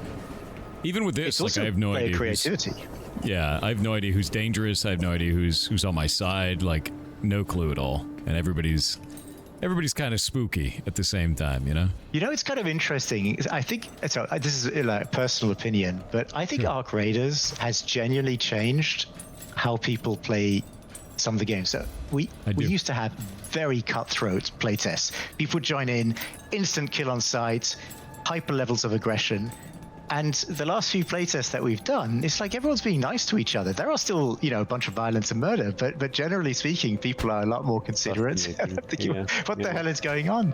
Yeah, I actually think that Arc Raiders has changed it a lot, because I play that as well, and I love it. Like, it's super fun. But the thing that I've seen is it has completely changed the way that people interact with each other in a lot of games, actually. And I think that's just because of its popularity and the fact that the pressure in that game isn't from other players, it's from the robots. And because of that, you have a lot of people who are like, look, I could fight you, but that thing's going to kill us both. And that changed kind of how people play, and now they're in these type of environments where there's less environmental pressure, and they're still kind of trained that way. They really want to be more collaborative, which I think is very cool. It's interesting to see. Yeah, it's fantastic to see. It's really, really interesting, because we always thought of this as like a, prisoner's dilemma. Who can you trust? Who can you not trust? Kind of gameplay. So kill on sight is also never what we anticipated. But seeing it kind of flip in the other direction so strongly is really interesting to see. There was a very interesting, at that time, maybe not so pleasant moment of revelation. So, as I said, like, we played the game every week, and for the longest of time, we played the game as devs, which is kind of, you could say, like a bunch of friends playing the game, and then we were like super nice to each other. There are some which are more predatory than others, but then we had our first, big community playtest, which is basically, a bunch of strangers start to play together, and suddenly we were like, wow, everybody was killing everybody. Nobody cared for our precious, sophisticated social drama designs, and it was just a bloodbath. Literally, nobody came, almost nobody made it out of the first carriage, because people were trapped in this kind of vicious cycle of violence. So it was definitely a wake-up call that maybe not only our game, but I think especially our game cannot be done with the community, because you really can have, I don't know, some ideas how people will behave, but because it's a social sandbox game, you never know. Don't test it, you never know. And some of the things, they're like, sometimes pleasant surprises, sometimes not so, but it's a game. I always found it to be really fascinating is you never really know how a player's going to interact until you get in there. Like we've seen the same kind of stuff before in different games, and I find it to be the flavor that makes the game interesting, though. You know, especially from your guys' side, as you're developing a puzzle for yourselves, is like, okay, how do we get players to fight, but not fight in a way that's gross? That ruins the game, you know? You nailed it. Yep. And that's so difficult to do, especially when you have things like automated turrets. You know, like, how do you stop a guy from building a porcupine of automated turrets? You know, and then you have to introduce some other system to do it, and then it's a bunch of development time to do all these types of things. Some flashbacks on different bases, which is like, hey, devs, look what we built. It stops everybody from progressing because, yeah, it's exactly as you're saying. It's again the challenge of making an uphill battle basically fun. So it's like and not making it in a way that it's like it's a PvP game, obviously. And if somebody wins, somebody loses. And how to make this fun? It's really like it's very challenging to Not only right. that, but you want to make sure that you don't nerf the fun stuff. Like the players who will spend loads of time and they find this really unique base design that will stop everyone else and be like this. It's awesome. They're really creative and they're thinking about all of this cool stuff. Nerfing that and just saying, no, we can't do this, we'll block this off is never the right solution. It's more about adding the right counter to that particular form of play. But yeah, it's definitely a challenge, but a fantastically fun one. What would you say is the most egregious thing that you guys have discovered so far of like a player behavior that you absolutely had to fix in terms of you the obvious one, like, you know, the obvious one is people just camping the exits of the airlock. So originally there was no safe zones at all. So you walk out of an airlock, you don't have any visibility of what's coming behind. The airlock purges if you don't get out in time, and what players would do is they would block it, they'd put barriers all over the front so you can't get out, and then they would shoot you while you're desperately trying to smash the barriers and get out of the airlock before you get purged. That's fantastic, actually. Of course they did. You know, why wouldn't they? It's beautiful. It's wonderful. Of course they did. It makes sense. It's really smart, but we couldn't leave. You know, it doesn't work. We used to have a starter carriage, which was like this practice playground, and it was before we even thought we will need any kind of safe zones. It's like I feel like a sweet summer child or something. A lot of time passed from that moment. But some people, and we had like multiple hour playtesters, what they literally did, they built a base in this kind of starter practice carriage. They completely sealed themselves into the base. They just built one window and they were just literally pointing for multiple hours on the spawn point and killing people as they were like spawning in.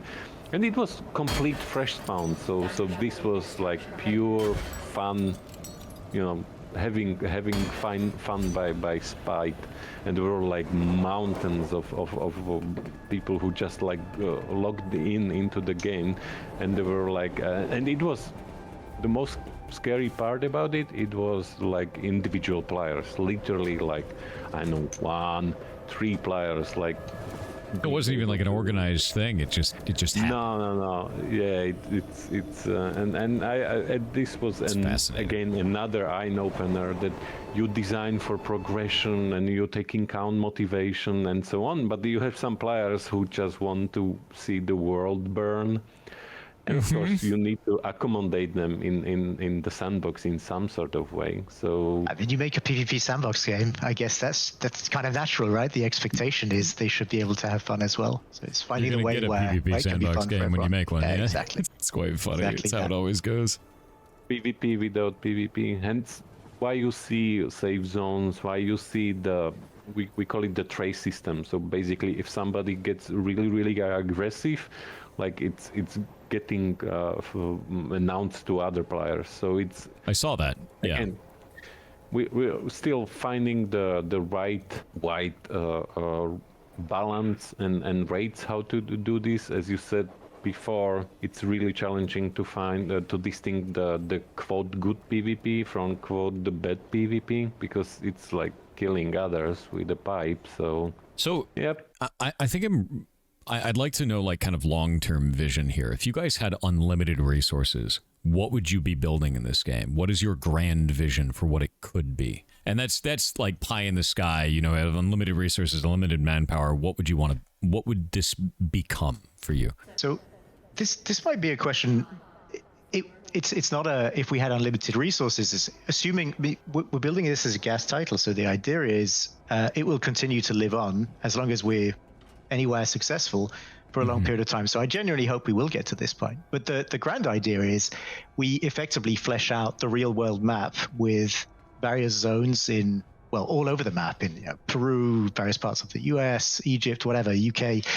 And then it becomes a game of trains actually moving across the global map and visiting these outdoor expedition zones to get unique resources, which they bring back on board the trains, and evolve their trains in completely unique fashions.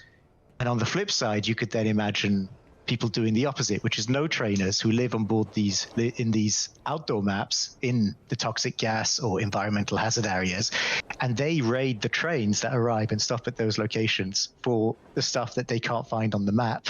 Like, there's this whole kind of social hierarchy you can imagine that will come out of this that would be supremely exciting, or will be supremely exciting when we get there. That's actually fantastic. So you have the idea of when those trains are going out, would your choices for what to raid be limited then based on your location on the world map, and you'd have to move around the world map to change? Yes. Kind of. Yes. So then you could build up local factions. You could have like allies and enemies within your area. You could have power struggles and all that based on the world map in the area that you are. Absolutely. I mean, let's imagine around you, there's like this map that has uranium, but then on the other side of the planet there's this map that has a completely different titanium resource that you might need for different things. And because they're so separated, you might get a little drip feed by looting people who've done the whole trip, but broadly speaking, all of the tech on one side of the map will be very different from the tech that's developed on the other side. So you'll end up with real ecosystems and economies that will interact together in interesting ways.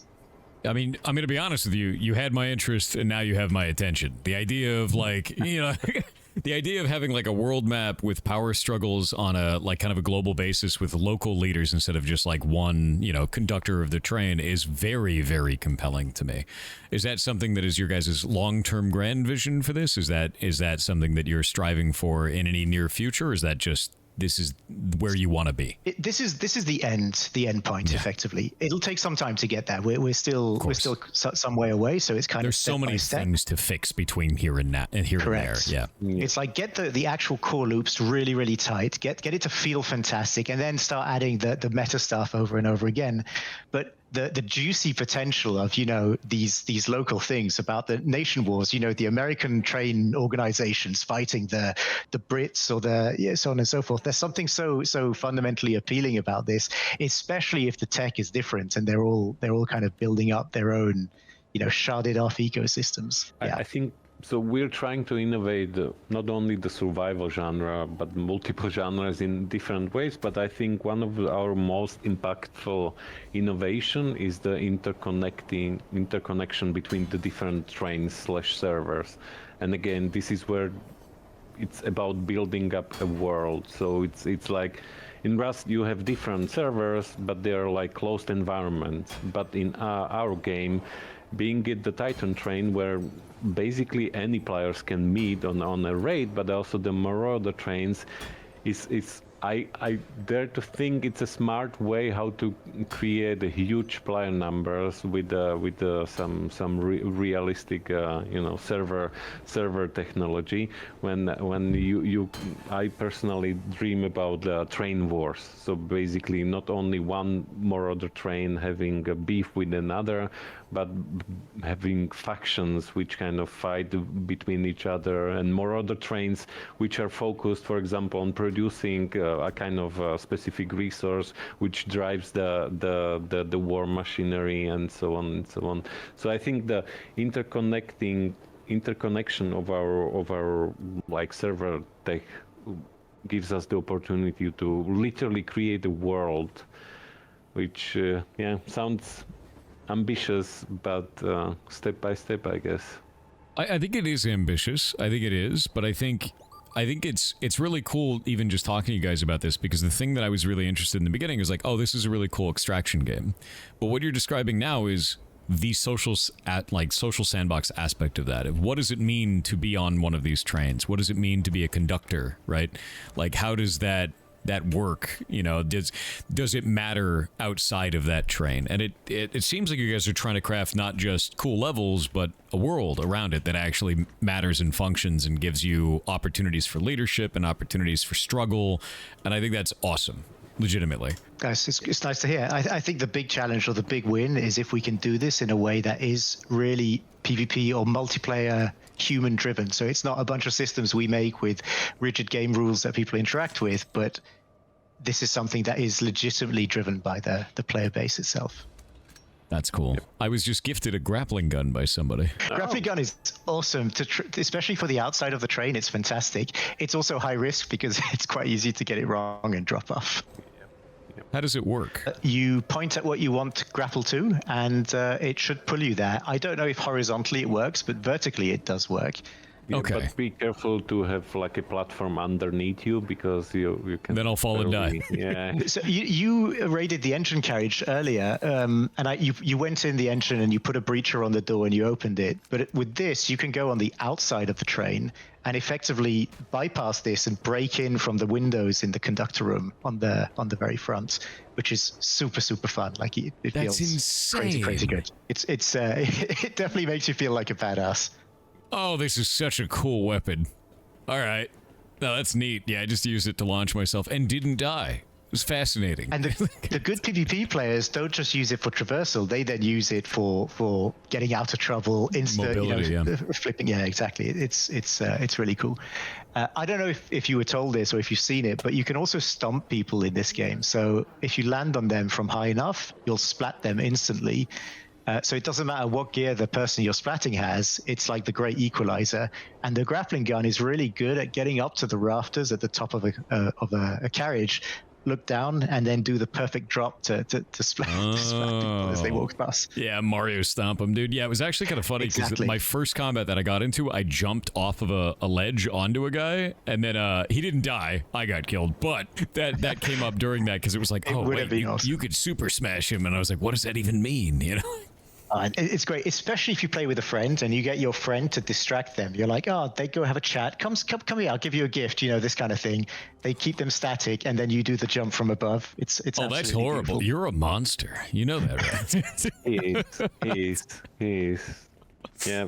Yeah, Mr. Nice would never do such a thing, would you? No. Mr. Nice would never. Maybe some opportunistic killing, but like not really tracking. So you say we shouldn't trust Mr. Nice. Got it. Well, nice until he's not. There we go. Yeah. Yep. Exactly that. We all need to serve the train in some way or the other.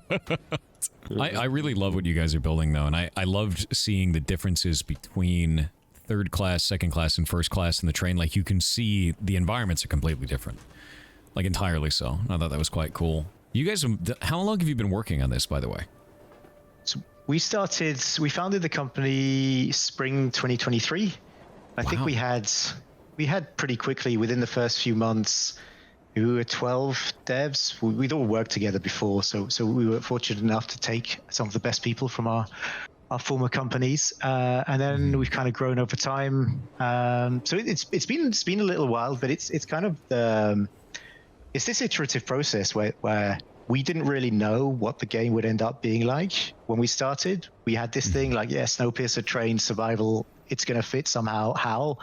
We didn't really know. And then it's been just this endless set of playtests, tweaks, attempts as we migrated. But so it's been a bit over 2 years now. That's awesome. So you're like, how's it going to work? I don't know. Let's do it. I mean, we had lots of ideas. We had on paper answers, but then when we tried them out, it naturally just evolves in ways we couldn't very initially predict. So I wouldn't say it's a million miles away. If I went back to our first investor pitch decks, the game is it's not a million miles away, but it's definitely migrated and shifted over the years. Again, it's really hard / impossible to design on paper social sandbox games. It's like, it's why social engineering almost doesn't work. Yeah. You think one thing and then people spend 8 hours in a base shooting fresh spawns, like because it's their cup of tea. I mean, to be fair, it's few and far between that do that kind of stuff. But it's a case we have to deal with for sure. Yes. It's funny because I've seen the same kind of behaviors in Arc Raiders. You have a lot of people who are very collaborative, and then you'll have a team that comes in with all Torrentes and they just sit at spawn, at the back, or they'll sit at like extraction on a map that only has like one extraction point because it's night mode, and they're just like every time a team comes up, And I always it's tricky. And the thing is you have to. It's so tough as from the dev side for you guys to understand. They have to make that experience fun for both teams. So, but I think this is it. It's about finding what is the counter, the logical counter to this particular situation. One of the things we're definitely going to look at adding in the not too distant future, specifically to handle those cases, but also just for general fun and awesomeness, is going to be, improvised riot shield equivalent. So you could imagine a group of nakeds in the safe zone banding together, doing Roman formation with big, huge sheets of metal and walking out into fire in a way that's entertaining for them, but then also fits the game world and entertaining for the for the predators, so to speak, as they now have a new threat to deal with. Yeah, that makes sense. Yeah, it's. I'm actually going to get to extract. I made it. Love it. I hope so. I love the jump to extract, by the way. I love it. Yeah, it feels great. A fun little story. So we have a very bright coder / designer who was responsible for the extraction sequence, and I think it's still possible to not make it, but it's quite hard. You need to be overcumbered and jump in a not exactly fortunate way. But the first version, it was quite cutthroat. So yeah, it was quite. When we had our first internal playtest, it definitely made for some very, very far more exciting extraction jump, but it might have been too much, so we toned it down. Toned it down a little bit. Yeah, no, that makes sense. I mean, it's one of the, you have to make it feel good, but you also have to make it feel scary, so I get it entirely. I think the challenge is just based on how many hours in the game you have, because when you know how to play the game really well, you want higher stakes, so you want more challenge, you want more excitement. But then when you're new to the game, all of this added excitement and stakes is really hard because the stakes are already high for you. You're trying to learn a million different things. So it's how do you make it good for the experienced players and for the new players? And ultimately, I guess we just need a graded difficulty curve, so we're not having the new players do exactly what the experienced players are doing. So I have unlocked the armchair.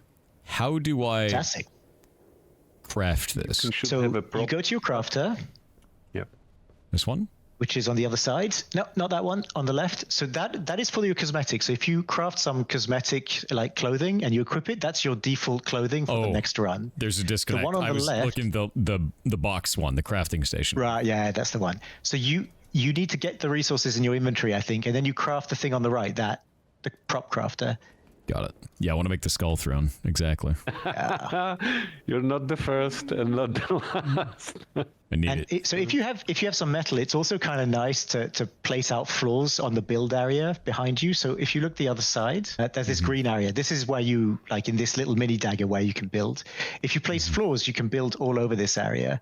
And you can kind of make it nice and put lights and torches and, make it all nice and cozy. And then in there, you can craft the chair. Need plastic and I need metal. There we go.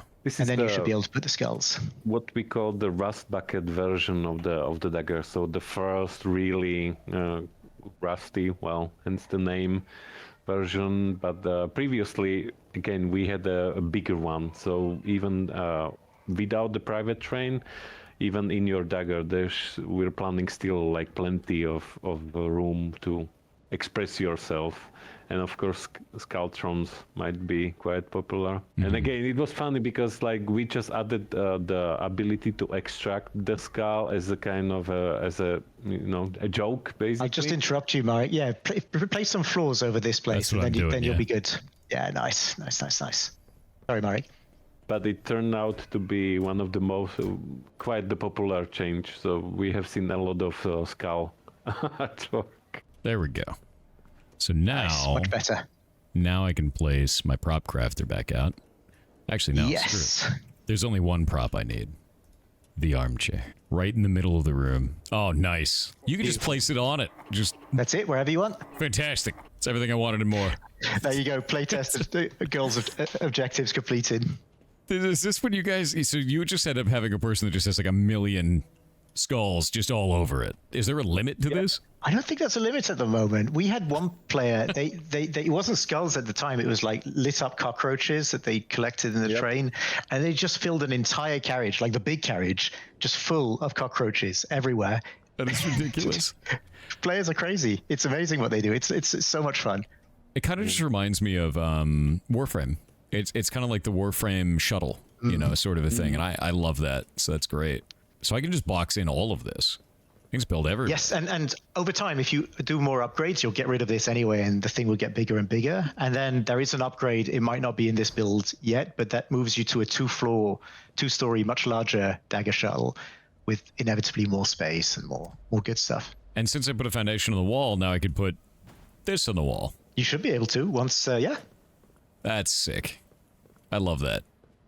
So now you could be really feel like space efficient this way and have it so that it's like actually all built out any way that you want to. As long as there's a foundation, you can build it, is basically how it works, it seems. Pretty much. I think you can put those even without, like, the prop crafter, I think you can just put on non-foundations as well in that area. Let me try it. Oh, you totally Like, can. put it on the junk behind you. Just put it on the window. Put it on the ceiling. Try that. No, I dig that. I love the Way to ruin prime real estate. Yeah. Oh, wait, can I make windows on this? I think there was an option for that.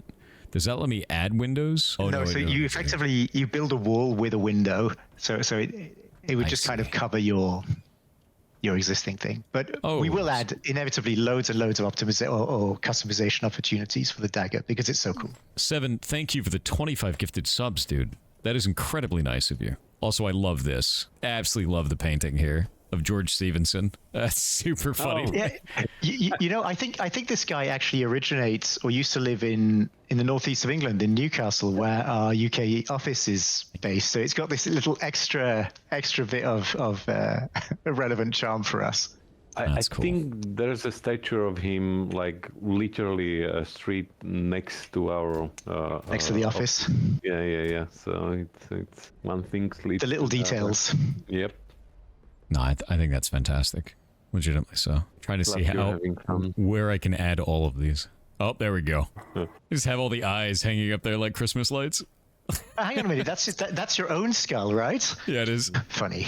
I managed to extract my own skull. Oh wait, no. They've all transformed. We found a bug. Oh no. Oh well. I picked up all the skulls and they turned into my skull. Yeah, we need to have the name persist because this is it's like the most valuable bit of the memento.